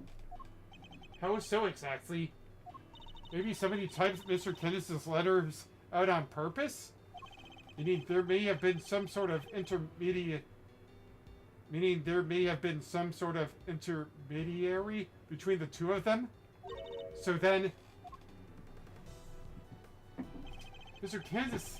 Kenneth says he wrote his letters in Braille, and yet the letters received by Mr. Kenneth contains no Braille at all. This suggests that there might have been a third party who typed Mr. Kenneth's letters out. Guess it could have worked the same way on the flip side too, right? Whoever it was could have taken Knight's letters and turned them back into Braille? They could indeed. I think you and Mr. Knight were both communicating with this person, Mr. Kenneth. Mr. Kenneth, the answers you received. They were written in Braille too, yes. So, some mysterious middle person really was retyping the Bronx's missives? And that same person might well be our secret string puller. Not so fast! Wait, you're trying to say that there's another hidden mastermind behind this whole thing? So who's this new one? Bronco Knight, son of R.E. Frost, is already dead. But what if the other child from the incident 18 years ago was actually who we've been looking for? Carmela Gus's son, but who is he? And where is he? If that was Frost's son, Gus's son would have to be... Wait. I've known him since we were kids, when both of us were all alone. He doesn't have any family, you see, just like me. Him? But surely not! What's the matter, Mr. Edgeworth? You're white as a sheet. Of course. It all makes sense. I know exactly who our so-called mastermind is. What? Who? You have to tell us. I can hardly believe it, but it's somebody we know rather well. The person we've been looking for is...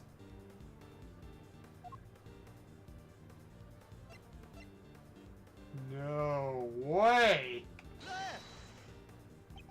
Has to be the person behind all this. The person who forced Chairman Winter's hands by sending the letter to Rosie Ringer. The person who kidnapped Sean and Bugs K and myself. The person who did the strangest thing of all.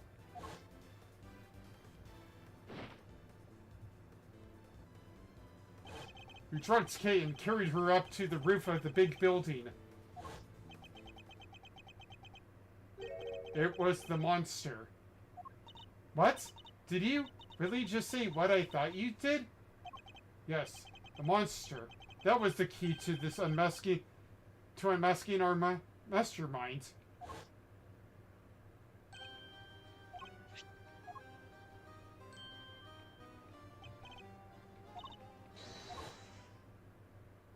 Miss Lloyd, could I ask a favor? Who, little me? What kind of favor? You told us you recorded the sound of Torsaurus breathing fire. Sure did. Like I said, I didn't precisely see the guy, but boy did I hear him. Can we listen to the tape? You sure really can. Let's see now. That's it. That sound. It must be what I think it is. My theory has to be correct. The truth about the monster, the identity of the person behind all of this, it's falling apart into place. It's falling into place. Miss Hart, you saw a giant eye at the window of the storeroom, did you not? Yep, snap me a picture of it too. Even you can't rightly see it so well. If you can't rightly see it so well. We can't see it right now, but... Detective Gumshoe. Yes, sir. Your image analyzer. Analyzer, can we borrow it again? Sure, but what do you want to look at, sir? This photograph right here. Gotcha, I'm on it.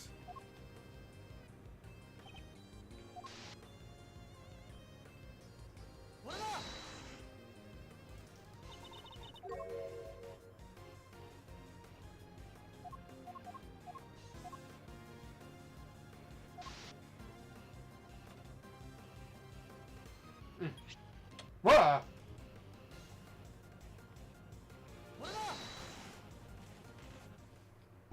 What? See? I didn't tell you all. Torosaurus, his own Dean self.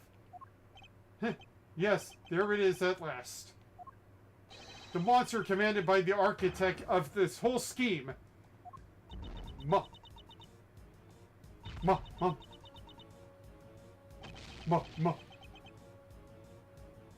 Monster?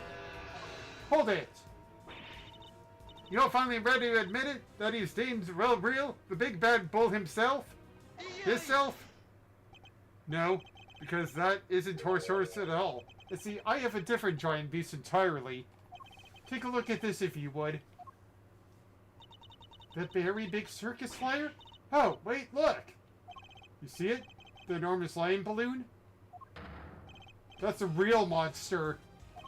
The sound of Miss Lloyd thought was a creature breathing fire? Hold it. Ah, come on. You're really gonna bring me crashing down to Earth like that? That's how balloons fly, They burn gas to make hot air. They do. And our culprit was able to use that balloon to carry Kay up to the roof of the big building without ever going near the elevator. Ah, that's weird to look at from there. So, this culprit, they've got something to do with the circus? Circus worker, friend of the Bronxster, son of Gusto. Whoa! You're not serious? You forgot to mention trainee animal tamer. It's hard to believe.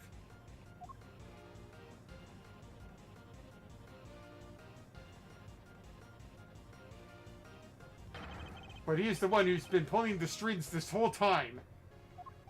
That's right. Simeon Saint is the one behind all of this. Dane didn't see that coming.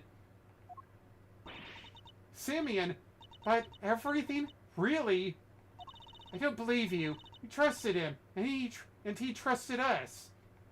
You can't tell me that was all lies. That would be too horrible. I'm sorry, Kay. Nuts! Who was that? Hey, where do you think you're going, old man? Nothing escapes you, does it, young pup? Nothing escapes you, does it, young pup? My congratulations, Mr. Edgeworth. But now that I know the truth, my business here is done. What? No, Mr. Kenneth, wait!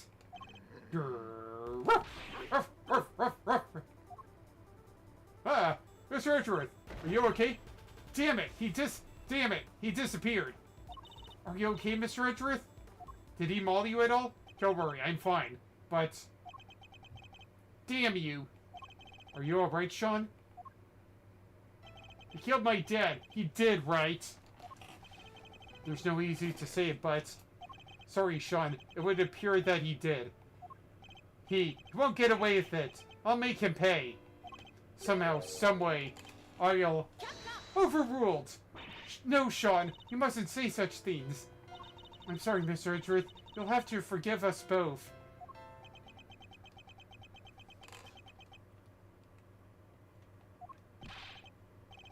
I just put the call out, sir. All units are on the lookout for Mr. Canis. I don't mean to hurry everybody, but we better be on our way too. Well, Mr. Prosecutor, where do you think we'll find our mastermind? I suppose you're right. We should go after the mastermind right now. He said he had to practice for the show, which I guess means he'll be at the circus.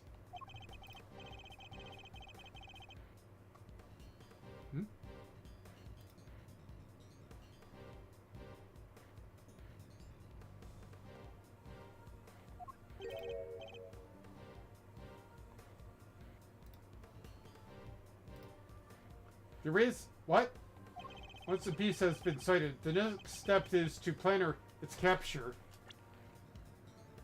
But before we leave, there is something I'd like to ask of you, Agent Lane. When we arrive, there's something we'll need to try and find as a matter of priority.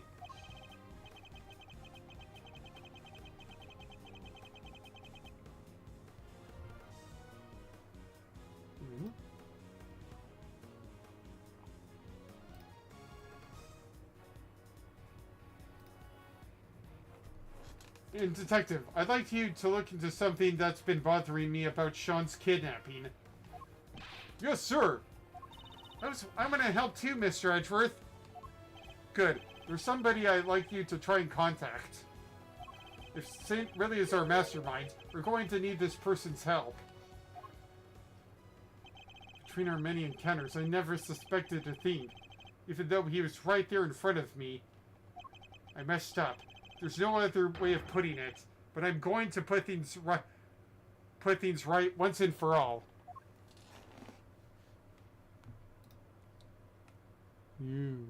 Interesting.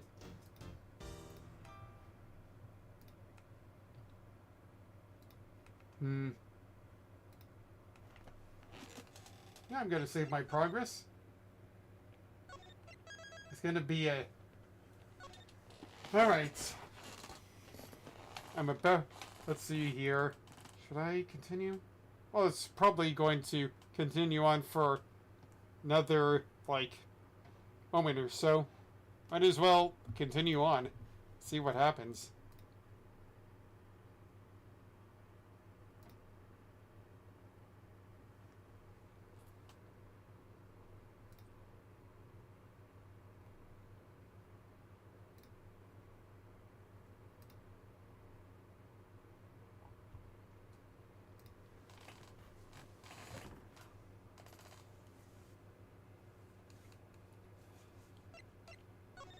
Mastermind's true face.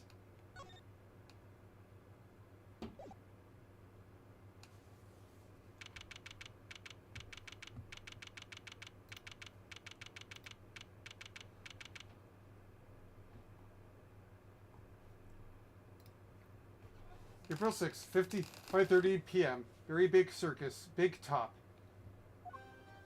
Oh no, I hate this music.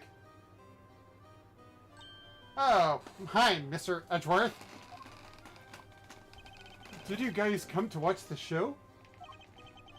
Oh, hello, Mr. Barry, Miss Barry, Mr. Saint. You were a little early, I'm afraid. I was still practicing. And I'm glad you kept your promise. Yes, I remembered you giving me this. That's really great. You're going to have so much fun. I think even you'll be surprised, Mr. Ashworth. Huh. I think you've surprised me enough for one day already.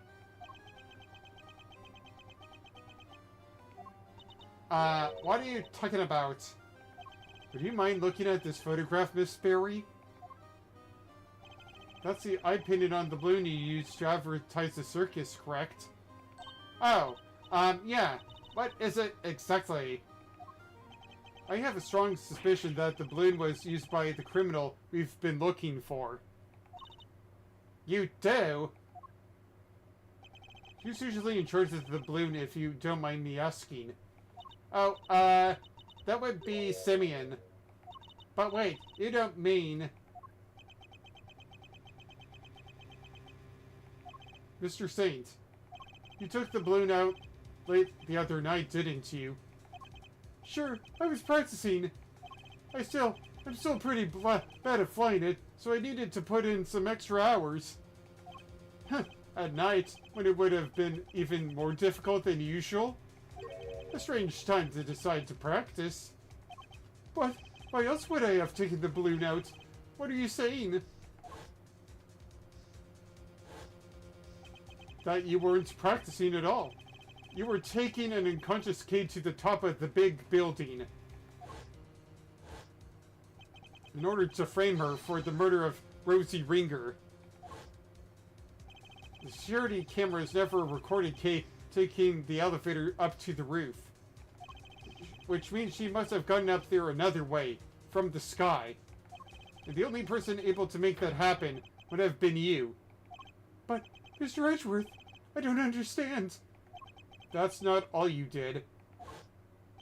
You also attacked Sean at the garbage disposal area, drugged him, and carried him away. That's why you were late for the hearing at the courthouse, wasn't it? Oh, I'm sorry, but I don't know what you're talking about. Why would I do any of those things? Please, you have to believe me. I'd never, ever do anything like that.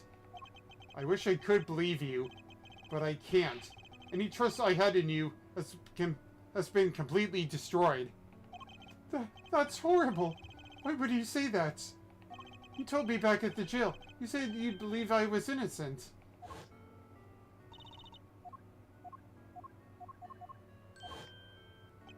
This is just awful. I've never thought you lied to me. We didn't lie. I swear, Simeon. You said you knew what it was like to be me. I trusted you. That hurts, Kay. It hurts so much. Oh.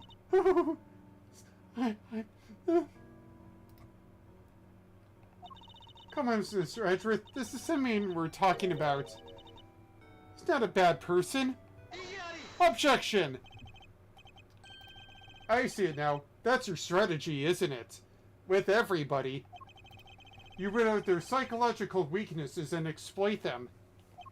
And without realizing it, you wind up doing exactly what you want them to. Exactly the behavior one would expect from the arch manipulator behind all our recent troubles. I was too blind to see it before, but you won't fool me again. Simeon Saint, you are guilty of crimes too numerous to mention. Oh, so that's how you want to play it, huh? You always did have the courage of your convictions, I guess. Luckily, writing people's self-belief into dust is kind of a hobby of mine. Ooh.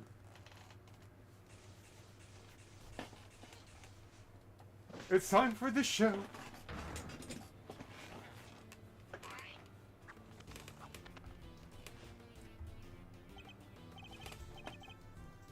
Oh, this theme slaps!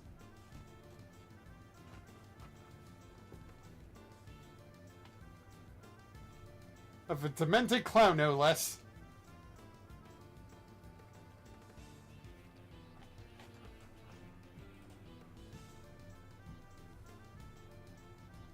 Look at the cat and the squirrel.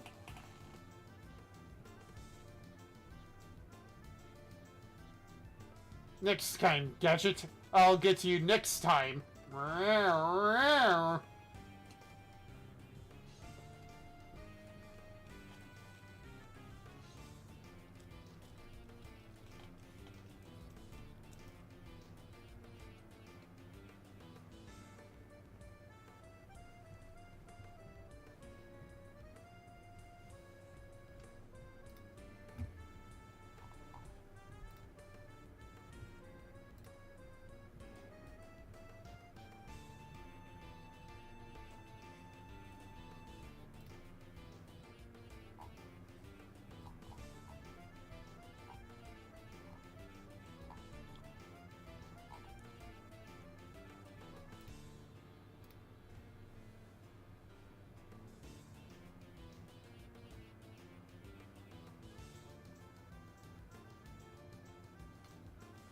Well done, all of you.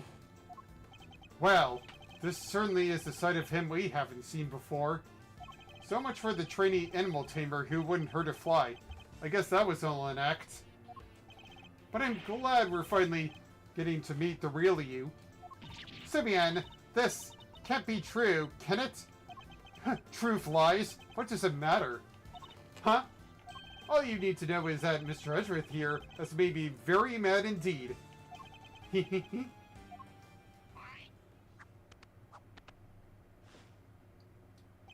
And now he's going to pay. I was just out practicing. Right. Sure, I went up in the balloon a couple of nights ago, but I was just practicing. I guess somebody took that picture when I flew by the big building. I fly around the area doing promo stuff for the circus all the time. And nothing to see here, Miles. Nothing at all. So you go up in the balloon reasonably often? Yeah, promoting the circus like I said. Is that true, Miss Furry? Well, it's true that it's Simeon's job to go up in the balloon and spread the word. Like the bird is the word. I bet the bird is the word. Bird is the word. No, stop it. We don't want to do the Peter Griffith thing. I guess just about everybody in the area would have seen him up there by now. Well, that same balloon was used in the commission of a crime. Nonsense, I just happened to be in the area where it happened. Somebody took a picture when I was floating past the big building. That's all. I'll be the judge of whether you just happened to be nearby, thank you very much.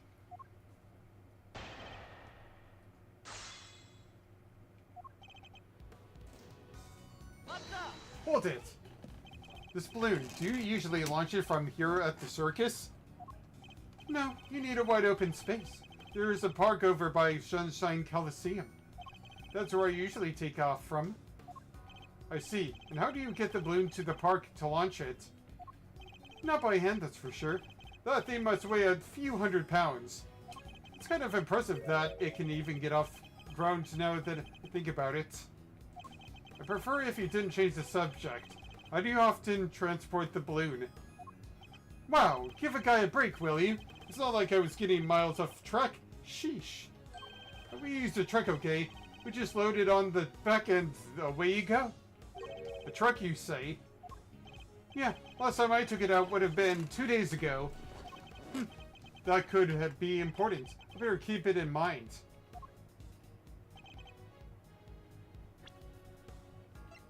The last time I took the balloon out on the truck would have been then, the day before last.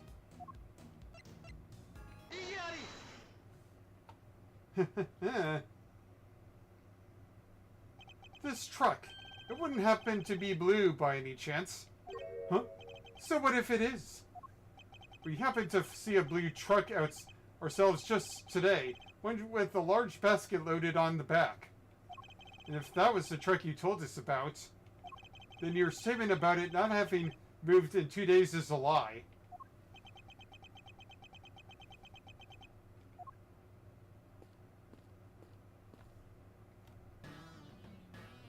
Ooh, nice. Agent Lane, Emma. There we are, Mr. Edgeworth, at last. I've been trying to find you ever since we wrapped up the case yesterday. He sent me a message saying you were here, so I came right away. And I found what you asked me to go look for. It was loaded onto a truck in the parking lot out back. A blue truck.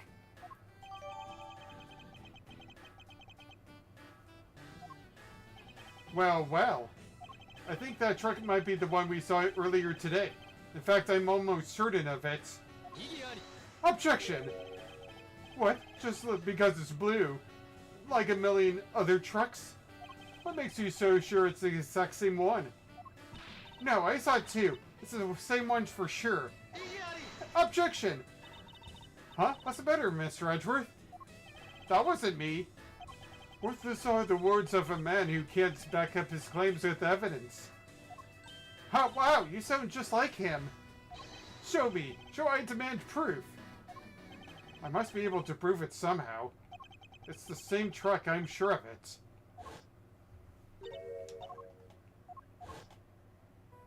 What can I use to prove it's the same truck?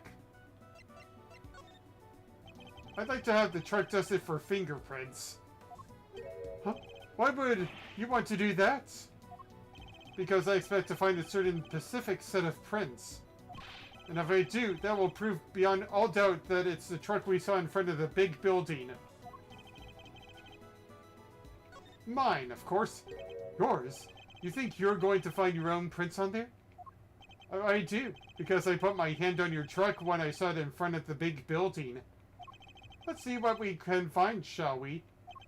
Emma, could you lend us your scientific skills one more time? Lend us? That's why I'm here. One moment, please. Alrighty, take it away, Mr. Edgeworth. Blah, blah, blah. I know how to do this.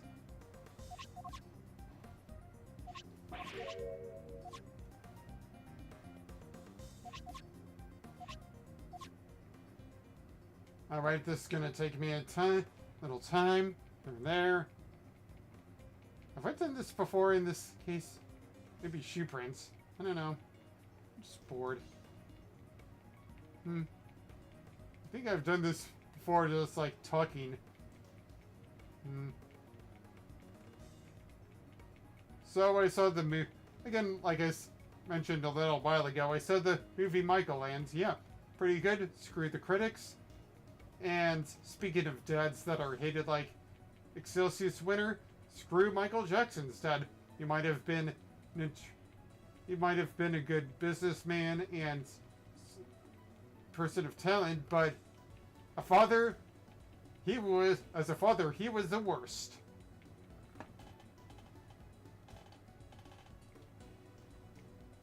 Oh, there we are. That's it. That's a nice clean print you got there.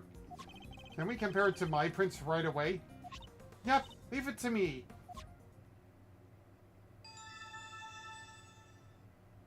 That confirms it. It's Mr. Edgeworth's print, all right. And with that, another lie is exposed. Yark. So what were you doing in the truck? Oh, this and that. Just driving around. For fun, you know.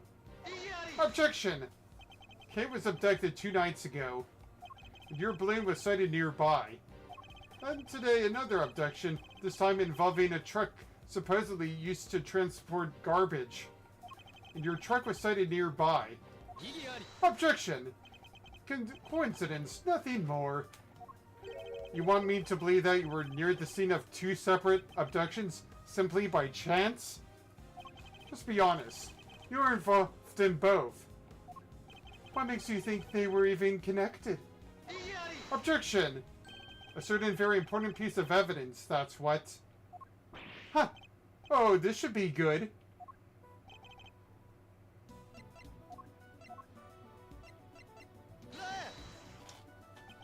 Kate was drugged with a dose of a very powerful sedative.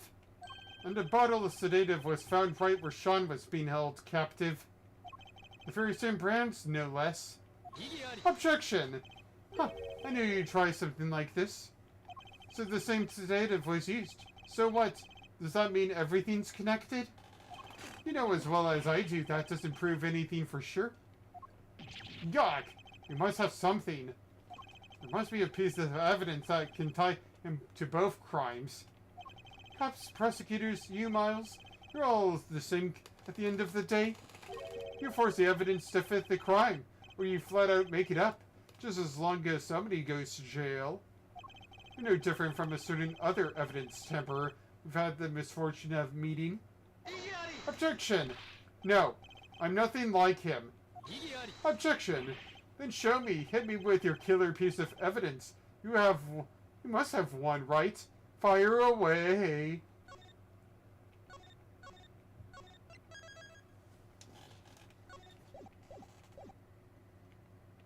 Narc.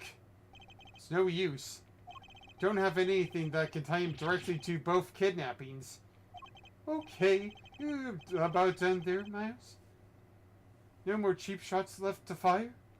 Great. Well, then I have a show to be rehearsing for, so if you don't mind... Objection! Hey, come on now, you two. There's no need to get all hot under the collar. Once your good looks running down your face now, would we, Simeon Opal? What are you sticking your nose in for? Hey, I just said, sense the vibe getting a little harsh and heavy, yeah? That I oughta lighten the mood. Help me out here, okay? Lift our spirits with a little dose of the great thief magic. You don't have to tell me twice. Okay, let me see if I can do Simeon's voice. Here goes. Objection. What are you? Take this seriously, will you? Thought you could do with somebody running, a little interference for you, Milester. Not the most ethical approach, I know, but again, Kay, again. We can worry about whether or not this is the right thing to do later. This is my last chance to try to prove a connection between Saint and his crimes. Let's forget the kidnappings for now. Is there anything else that suggests that is our mastermind?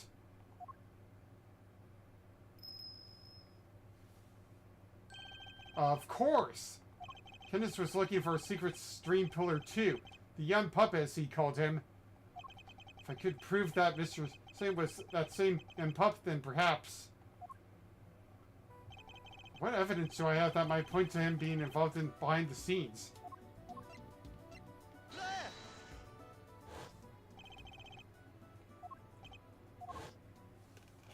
That's right. The mastermind was involved in Kenneth and Knight's correspondence exchanges. If I can prove that Mr. Saint was the hidden intermediary between the two of them... Right, that's enough. This is getting painful. You don't have anything and I have to practice for the show. So, if you don't mind... Objection! Thank you, Mr. Fender. I can take it from here. I can't take any more of your interventions. Oh, whoo, just look at that face. Yeah, I like it. Miles Areno's back in the game for sure. I'm Simeon. I'm Simeon, the funny clown. Look at me. I'm, juggling. Okay, you can stop that now. Mr. Saint, you're a fan of chess, I take it. Huh? Where did that come from? Chess? Sure, I don't hate it. Our secret string puller was playing correspondence chess with Mr. Canis. Objection! I thought Bronco was the one playing chess with Mr. Canis. You're saying he was your so-called mastermind? Objection! No, it wasn't him. Whoever it was went on manipulating events even after Mr. Knight's death. Take a look at this letter, if you would. Who do you think could have written it? I believe it was the person who had inserted themselves between Mr. Canis and tonight. And do you think that person was me? Why would I go all that trouble? That's crazy. To make it appear that the two men were connected and communicating directly with one another. The very fact that led Fifi Lagarde to murder him. What? What? You're saying he set that up to try and get Mr. Knight killed? Objection! Listen to yourself. What do you think I am? Some kind of evil puppet master? Nope, I'm more of an acrobat myself. You've seen me. I can barely even get the animals to do what I want. If we could find one of the letters he passed between Knight and Canis, that would prove the connection beyond a doubt. I'd like to have your room searched. I believe we might find... Objection! Letters? You won't. Trust me. What? Once I'm done with something, I put it straight in the trash. Guess I'm not the sentimental type. Why get hung up on the past, right? Gah! Must have disposed of any incriminating items in order to cover his tracks. Guess you went in without the evidence you needed. Once again, that's a bad habit, you know. So this doesn't prove anything either? We've fallen short yet again. Curses. What do we do now? We out of options? You accuse me of betraying my friend, and you don't even have any proof? You're despicable. You're despicable me. Hold that. Who was that? Oh, hi. Miss Barry. What does she want? Sorry, it's Chet. I was thinking about what you were saying and... Hold on a moment. I try and figure stuff out. I'm a stupid poopy head, after all.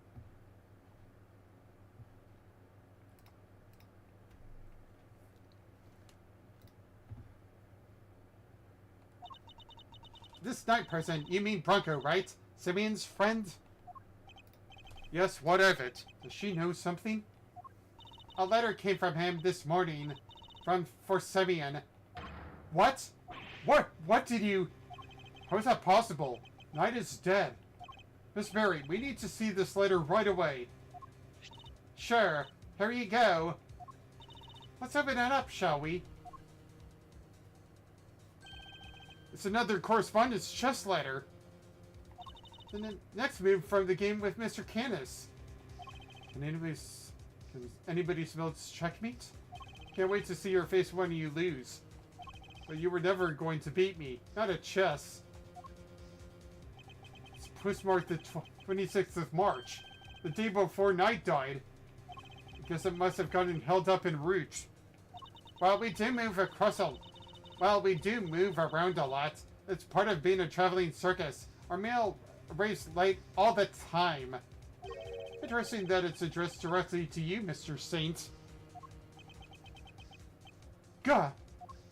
This is it, isn't it? The proof we needed that you were the one facilitating Mr. Canis and Knight's games. One of the letters you would have transcribed into Braille, in order to create the illusion that they were somehow connected. Curse you, Bronco! You're still getting in my way even now! I hate you! I hate you! Simeon, how could you? Mr. Knight was your only friend. Huh, we weren't friends. I stopped thinking he was my friend 18 years ago. Right around the time of the I-7 incident, in other words. I nearly froze to death because of him. How old is Simeon right now? 24. So they were about 8 years old. Dang.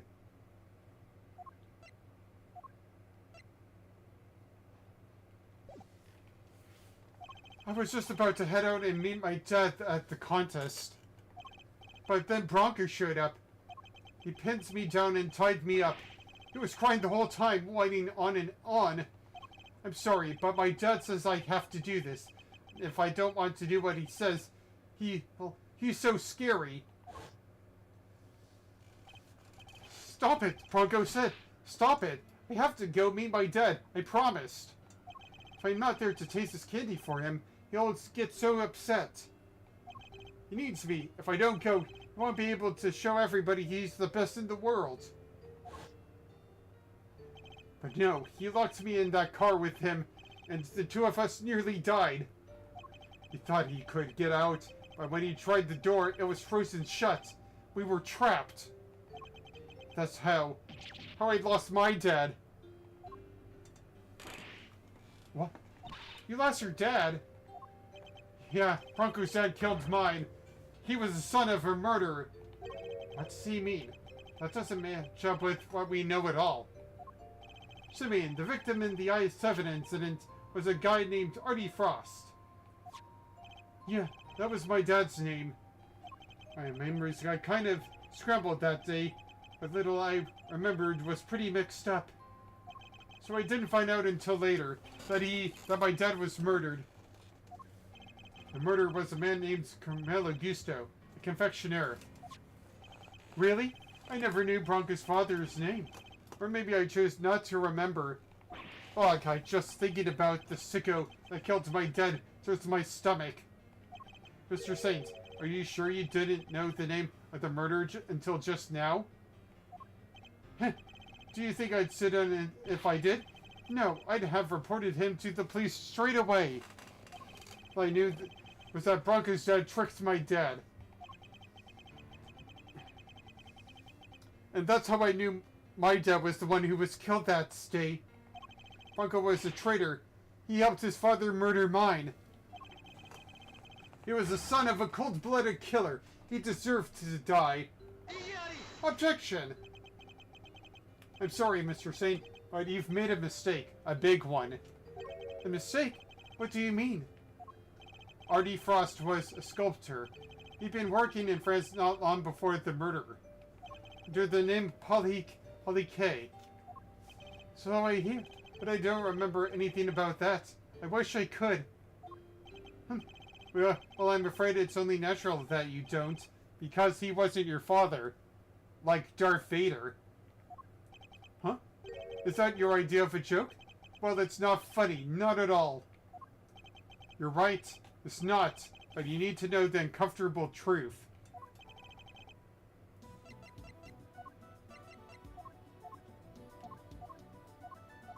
Stop it.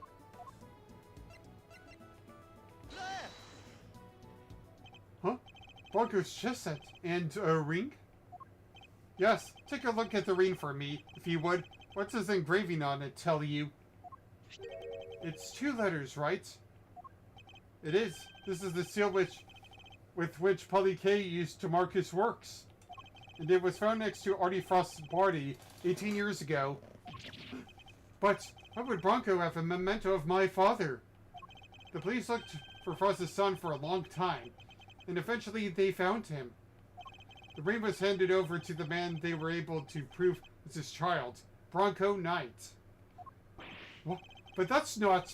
That would mean I was... Precisely. That you are in fact the son of Carmelo Gusto. No, that can't be. My dad was... I remember, don't I?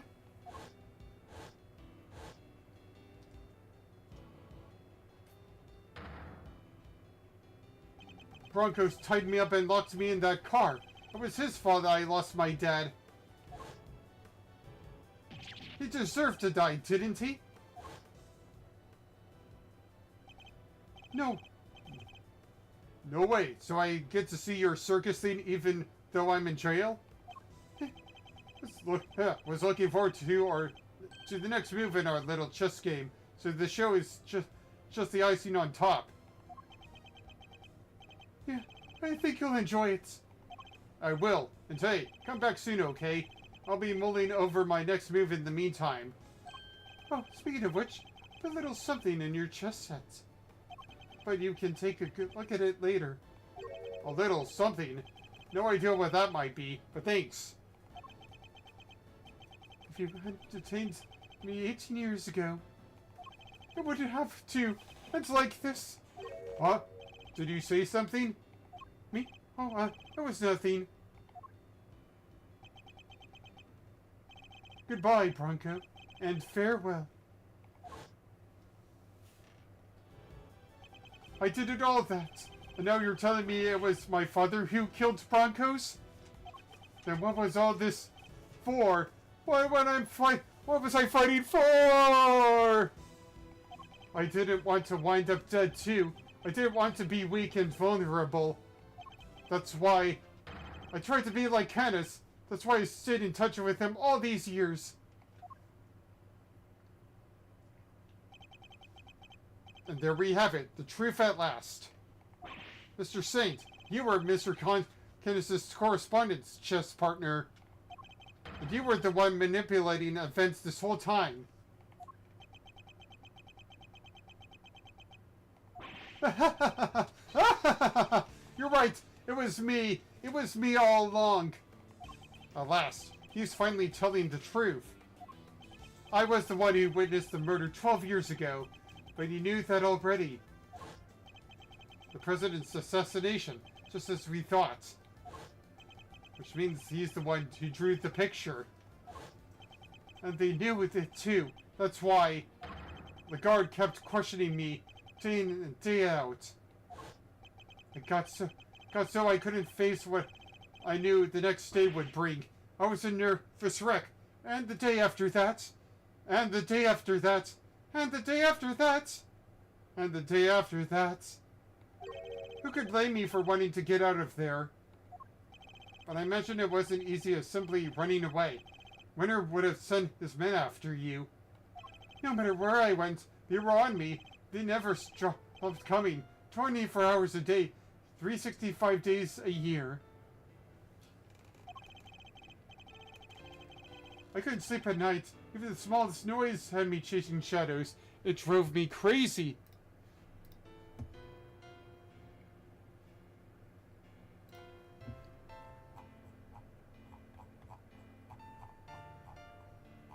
It drove me crazy. I just can't see. What news happening is right after me. So I joined the circus. At least that way, moving from place to place was part of the job. My whole life I've been up against the chief prosecutor and the warden of a prison. Wait. Why weren't you known to us back then? I was part of a different division. It's kind of sucked. I was a part of a different traveling circus here and there. My whole life I've been up against the chief prosecutor and the warden of a prison. No regular person could hope to stand up to people like that. From the time I was a child, I had nobody. But they weren't even the worst of it. The body double was behind it all, controlling everything.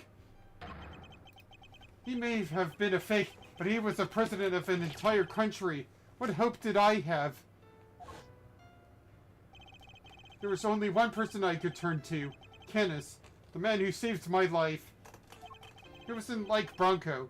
He really did want to help me. That's quite a claim. Strange to think our famously ruthless assassin wanting the admiration of the child he saved.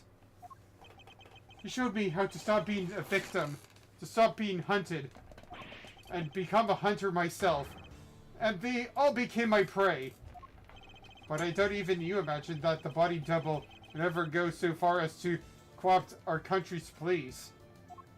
No. I sure didn't. And as long as Winter was around, no evidence was ever going to stand. He even nearly managed to ruin things this morning. The guard almost got away with it again. But I know him now like the back of my hand. I could see exactly how it was going to all go down.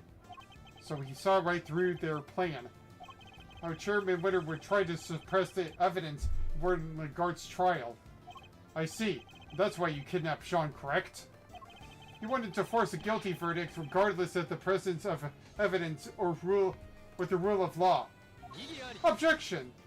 Maybe I did. How else was I But how else was I going to make them pay for what happened 12 years ago? Whatever helps you sleep at night. But Winter pulled one last surprise, didn't he?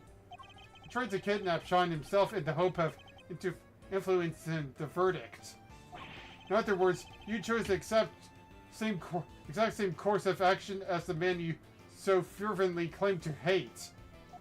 Objection! That's only if I'd actually kidnapped anyone at all. But I'd never do anything so wicked. Never ever. Me commit a crime? No, no, no, no, no, no, no, no. No one mourns the wicked. No one mourns the stupid. They're stupid, guys. Besides, I don't hate the three of them. If anything, I'm grateful. If they hadn't done what they did, my revenge wouldn't have been nearly as fun.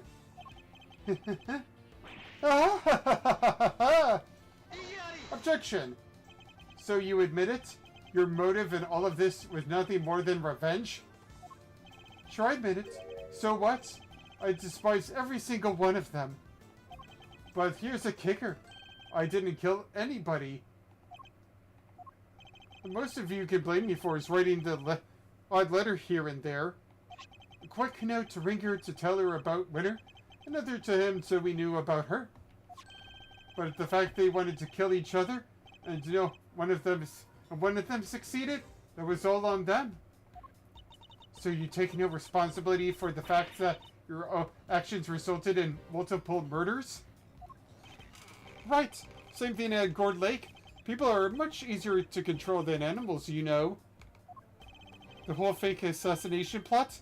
I handed that to Bronco on a plate. That was part of his plan too? So Rook's murder was... Objection! No, no, no. That was all Bronco's idea. Nothing to do with me at all.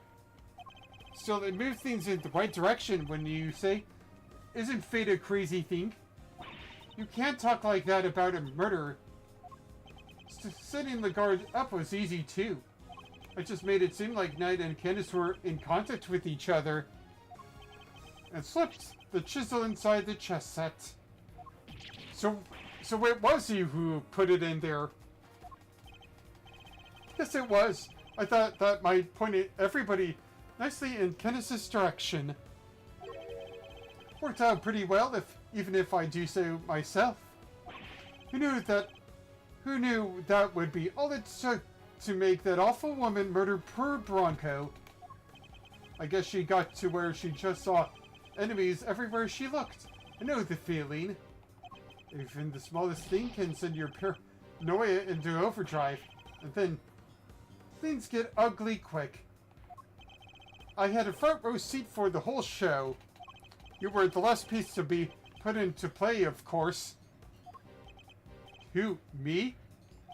You solved both cases and finally brought down Winter and Lagarde. Guess you could say your powers of deduction were the weapon that put an end to them both. Objection! I didn't solve those cases for your sake. Sure, you didn't know you were doing me a favor. You were just playing at being an attorney for a while, right? What did you say? All I had to do was cower and say no, no, no, no, no a few times. And you rode to my rescue like the hero you are. God, was getting arrested part of your plan too? No, that wasn't something I expected, I have to admit. Never thought they'd take the chisel for the murder weapon. That was a real plot twist. Made my blood run cold, for sure. But then who should come through with the turnabout to end all turnabouts? The greatest legal mind of his generation. My knight in shining armor. I bet it felt pretty good saving me like that, huh? You want to thank me, you know? I don't do that for many people. You're wrong. I wasn't planning of being an attorney. I was trying to help you, because helping people is what Miss Redruth does. He helped me right when I needed it the most. K. Aw, did he? You're sure he wasn't just trying on his dear departed daddy's shoes for size? No, that's not what he was doing. Come on, K-Meister. Don't let this clown get you down. He's projected plain and simple, painting other folks with his own grubby brush. It's just that he doesn't trust other people. The poor kid doesn't even understand the concept. Doing something for somebody else's sake? Forget about it. He'll never understand. You think I care what you have to say about me? Consider this for a second. I've gotten my revenge on everybody I set out to get it from, and yet... You can't prove I incited anything. Because, after all, I need to go and have a little break of water.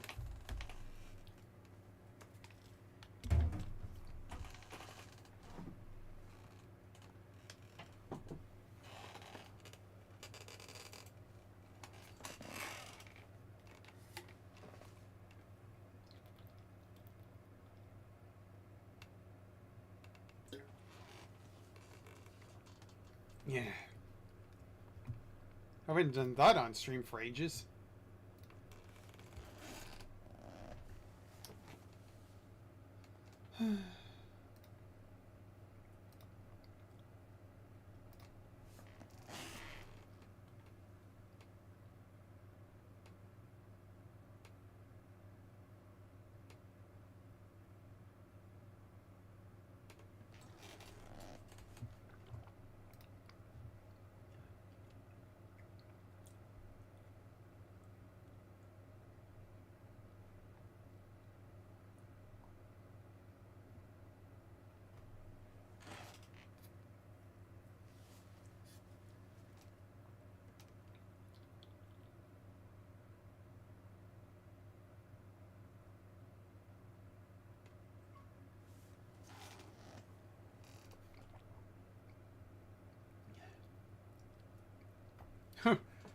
Oh, speaking about Big Trouble in Little Thief, apparently save data is actually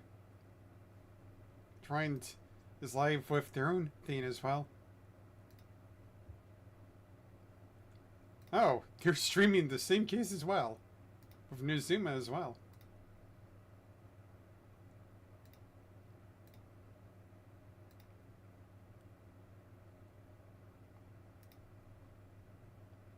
And Nozuma's actually good streamer as well. Oh, they're also restreaming. Lucky people.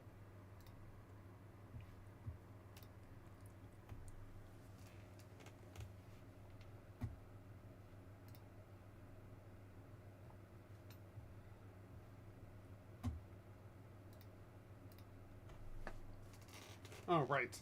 BRB. But I'm still here. Huh? I don't know. Not my fault. That they're so stupid.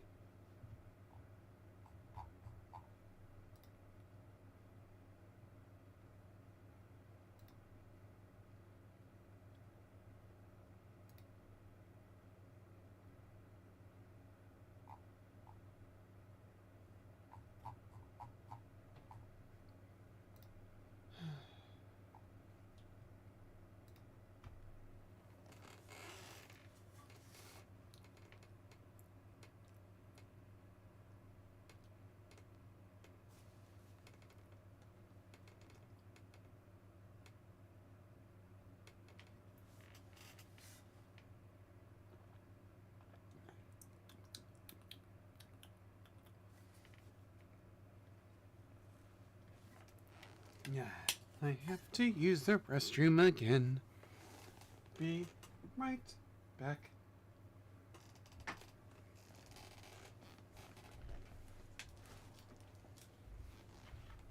Hey, where are you going? We haven't even finished the cross-examination yet.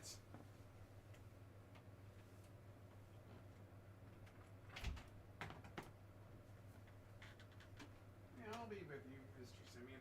Just give me a little bit. Right here.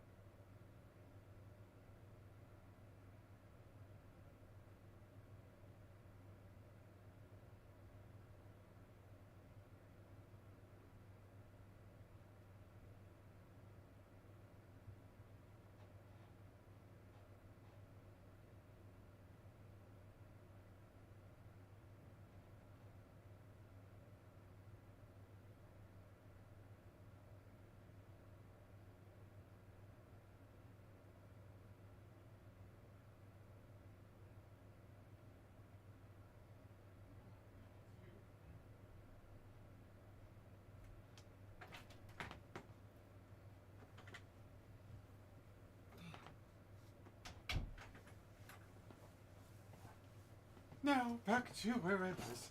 Are you awake yet, Miles? It sure seems like you need to get ahead of yourself. Yeah, I'm back. Think about it. I never actually did anything. What's my crime anyway? Explain it to me. You think you can win an incitement charge on me? Read my letters. I don't mention murder anywhere. If I did, maybe you'd have a case. Maybe you could say I encouraged them. But it's the same old story, same old story, same old song and dance. But it's the same story as always, I'm afraid. You can't just prove I did anything at all. That's not true. You kidnapped me. Sorry, but did I miss the part where you proved that? All I ever admitted to was sending letters. Letters which in turn, course, or encourage anybody to do anything. I just pass on what you might call pertinent information. Gah, he's a slippery one, I'll give him that. There's gotta be something we can do. What about this excitement stuff he's talking about? Excitement, Kay, means to encourage or direct another person to commit a crime. In the eyes of the law, it's seen as equivalent to committing the crime itself. So, then we just need to prove that he told them to do it. You say that like it's going to be easy. Guess maybe you're not so big on due process after all. You think you can make me carry the can for murders I had nothing to do with? Think again. I don't even have to talk to you if I don't want to. In fact, why am I still talking to you? Not so fast! I can think of one reason. The tenant's surrounded. There's nowhere left to run. Really? You don't think I planned my escape too?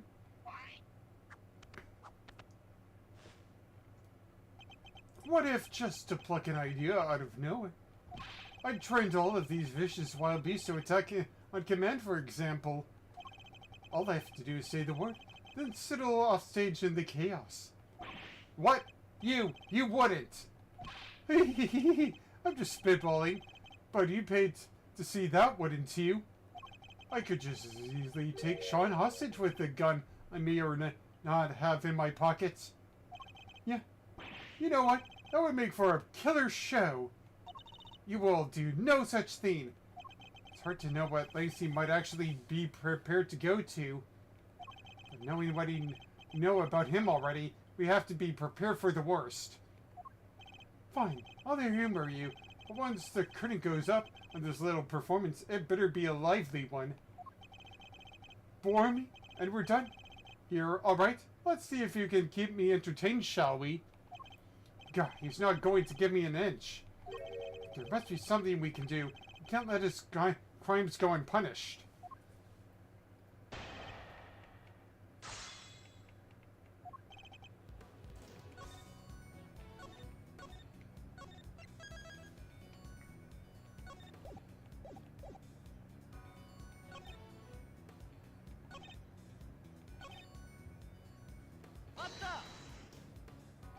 The same story as always. What do you mean by that? What does that matter? That's not important here. You know what it is important, though? That you can prove nothing. Nothing! Ugh. Until we have some way of showing that he's guilty, we're gonna have to consider floundering. Either thrust items of evidence in front of him and hope for the best, or I go over it one more time. Whichever method I choose, proof is the only way we're going to get anywhere here.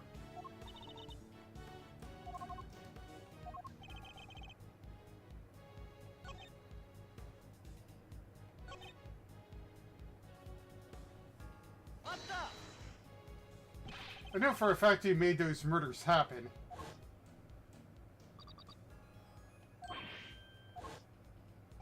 You told me yourself. Objection! Did I? And you can prove it? If you can't, this ends here. Just ask yourself, did this sweet innocent boy have done the things you're saying? No. Grr.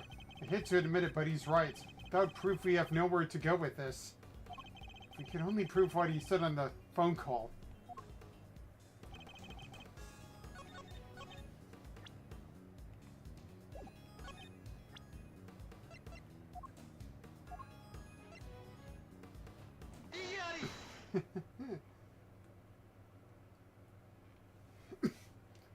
I'm afraid you're wrong.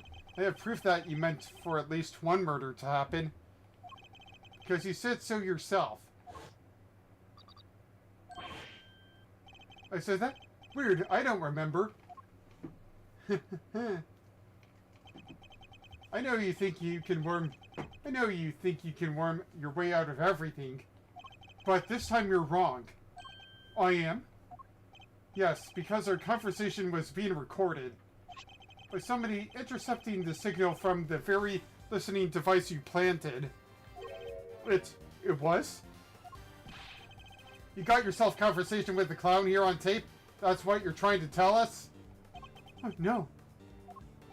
Lang Z says, a schemer scheme will swallow him in the end. Miss Lloyd, could you play us the tape, please? You bet I can. Got it. It was this part right here. Mr. Richard, that's Judge Cavell's cell phone. Who is this? You're wrong. The one who abducted Kay. I can't hear, Mr. Edgeworth. Sorry. What's right around here? That was surprises. Huh? That's weird. Is something wrong, Miss Lloyd? Well, I'll say, it seems we maybe, didn't quite catch the next part on tape. Ahem. What? Why? How could it not be on there?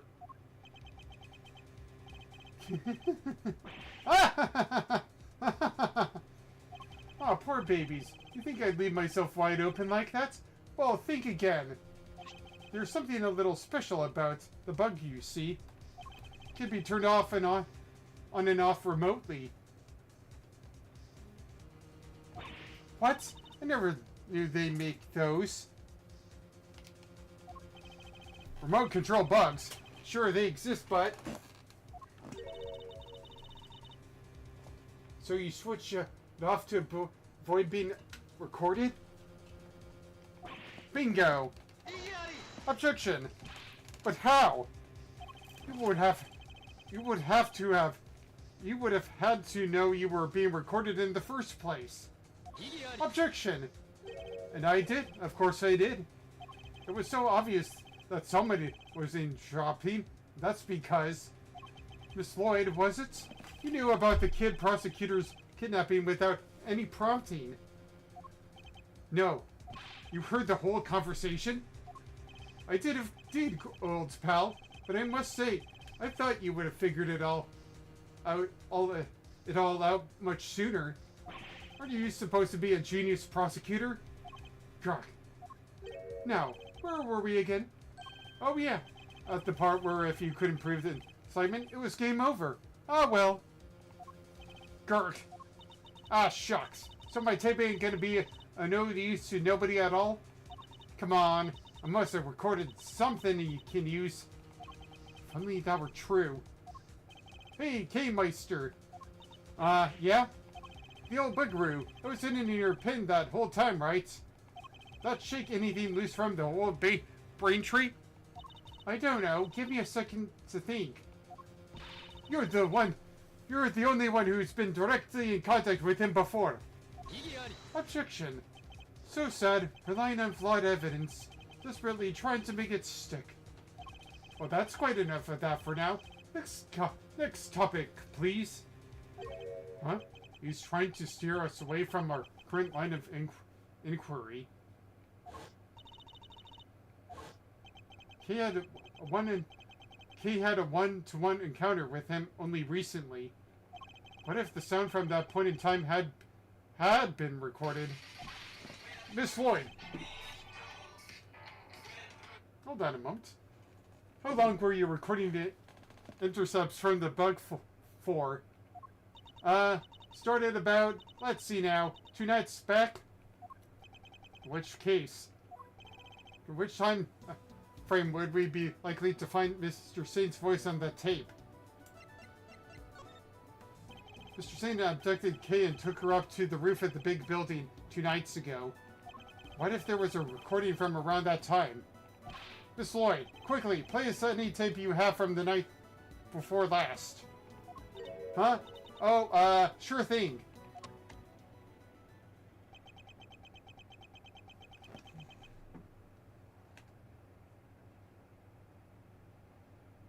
Hold on a moment. Let me just see something here.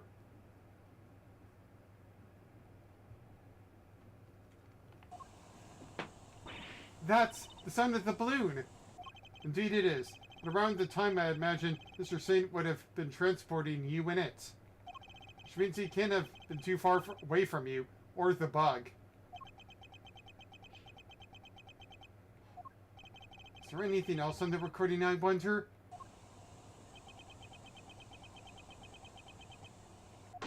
Huh? What?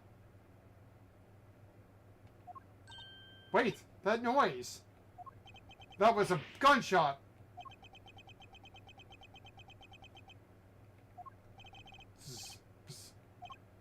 You turned the bug off then too, it seems. Luckily for you, you were a little late in doing so. There's no escaping it now. That gunshot ties you directly to the case. Huh? What are you talking about? Nobody ever mentioned a gun. He's wrong. Somebody involved with this case discharged a firearm. Just need to remember who it was and present the piece of evidence that proves it.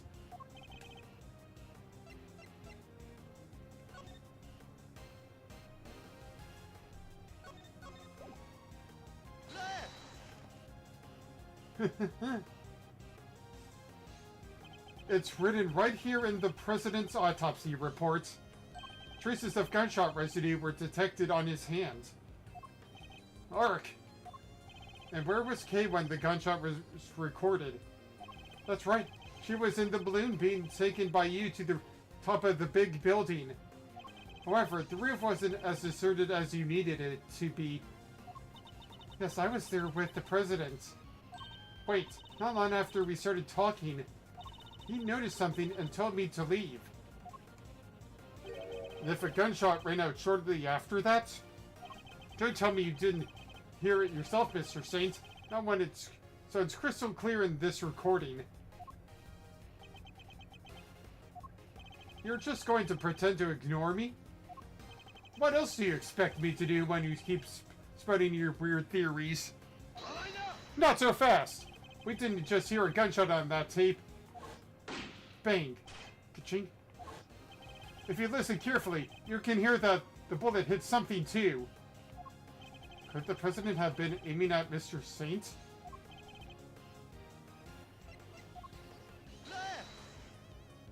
I think the president was firing at the balloon. And if he was, what we heard on that tape could have been the bullet hitting the basket. Let's take a look and see, shall we?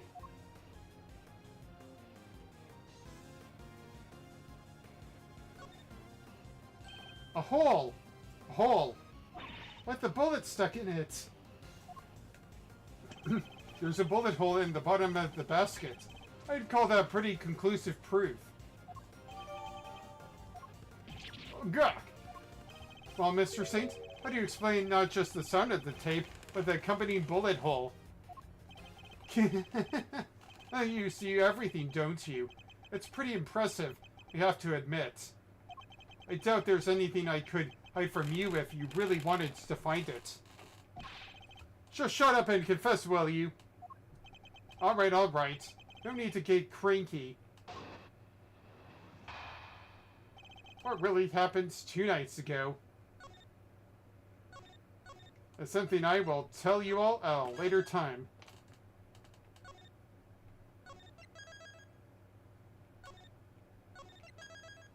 I think it would be like, what happened 2 nights ago? What really happened 2 nights ago?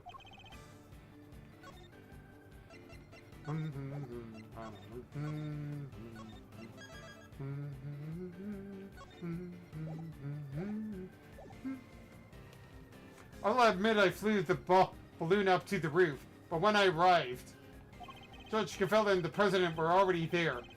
That came as a surprise, I have to say. Only the President noticed me, and he made the good judge leave right away.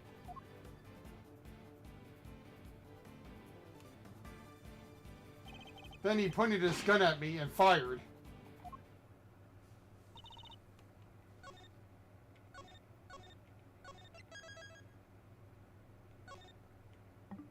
Alright. This is going to be the end of the day. So yeah, this has been Dry Oasis. I've been your host. And these have been my two co-hosts, Kirby and Snorlax. Say goodbye, Kirby and Snorlax. Bye. And as always, you can give me a follow on Twitch, Patreon, YouTube, Discord, or Blue Sky. And even this time, Ko-Fi. I'll enter Dry Oasis. I've been your host, and let's see what we have under. Let's see. Who am I going to? The channel. No, I think I should follow save data.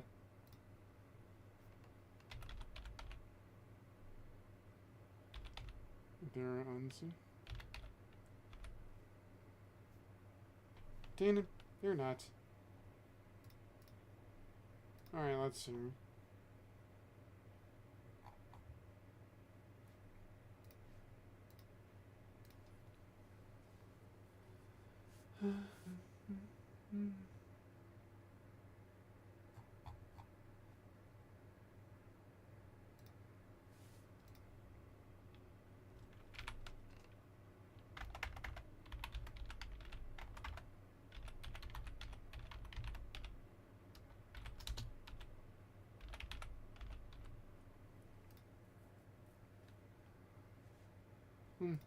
Never mind then. Let's see here. Let's see.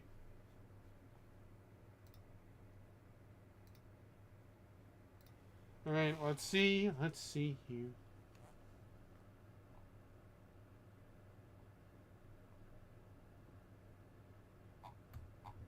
You know what?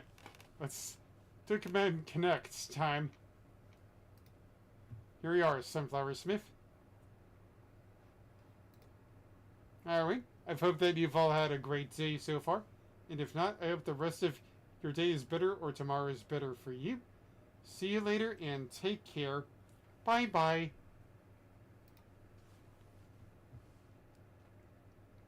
And now to end the stream. End the stream. I guess I will just end the stream. The stream.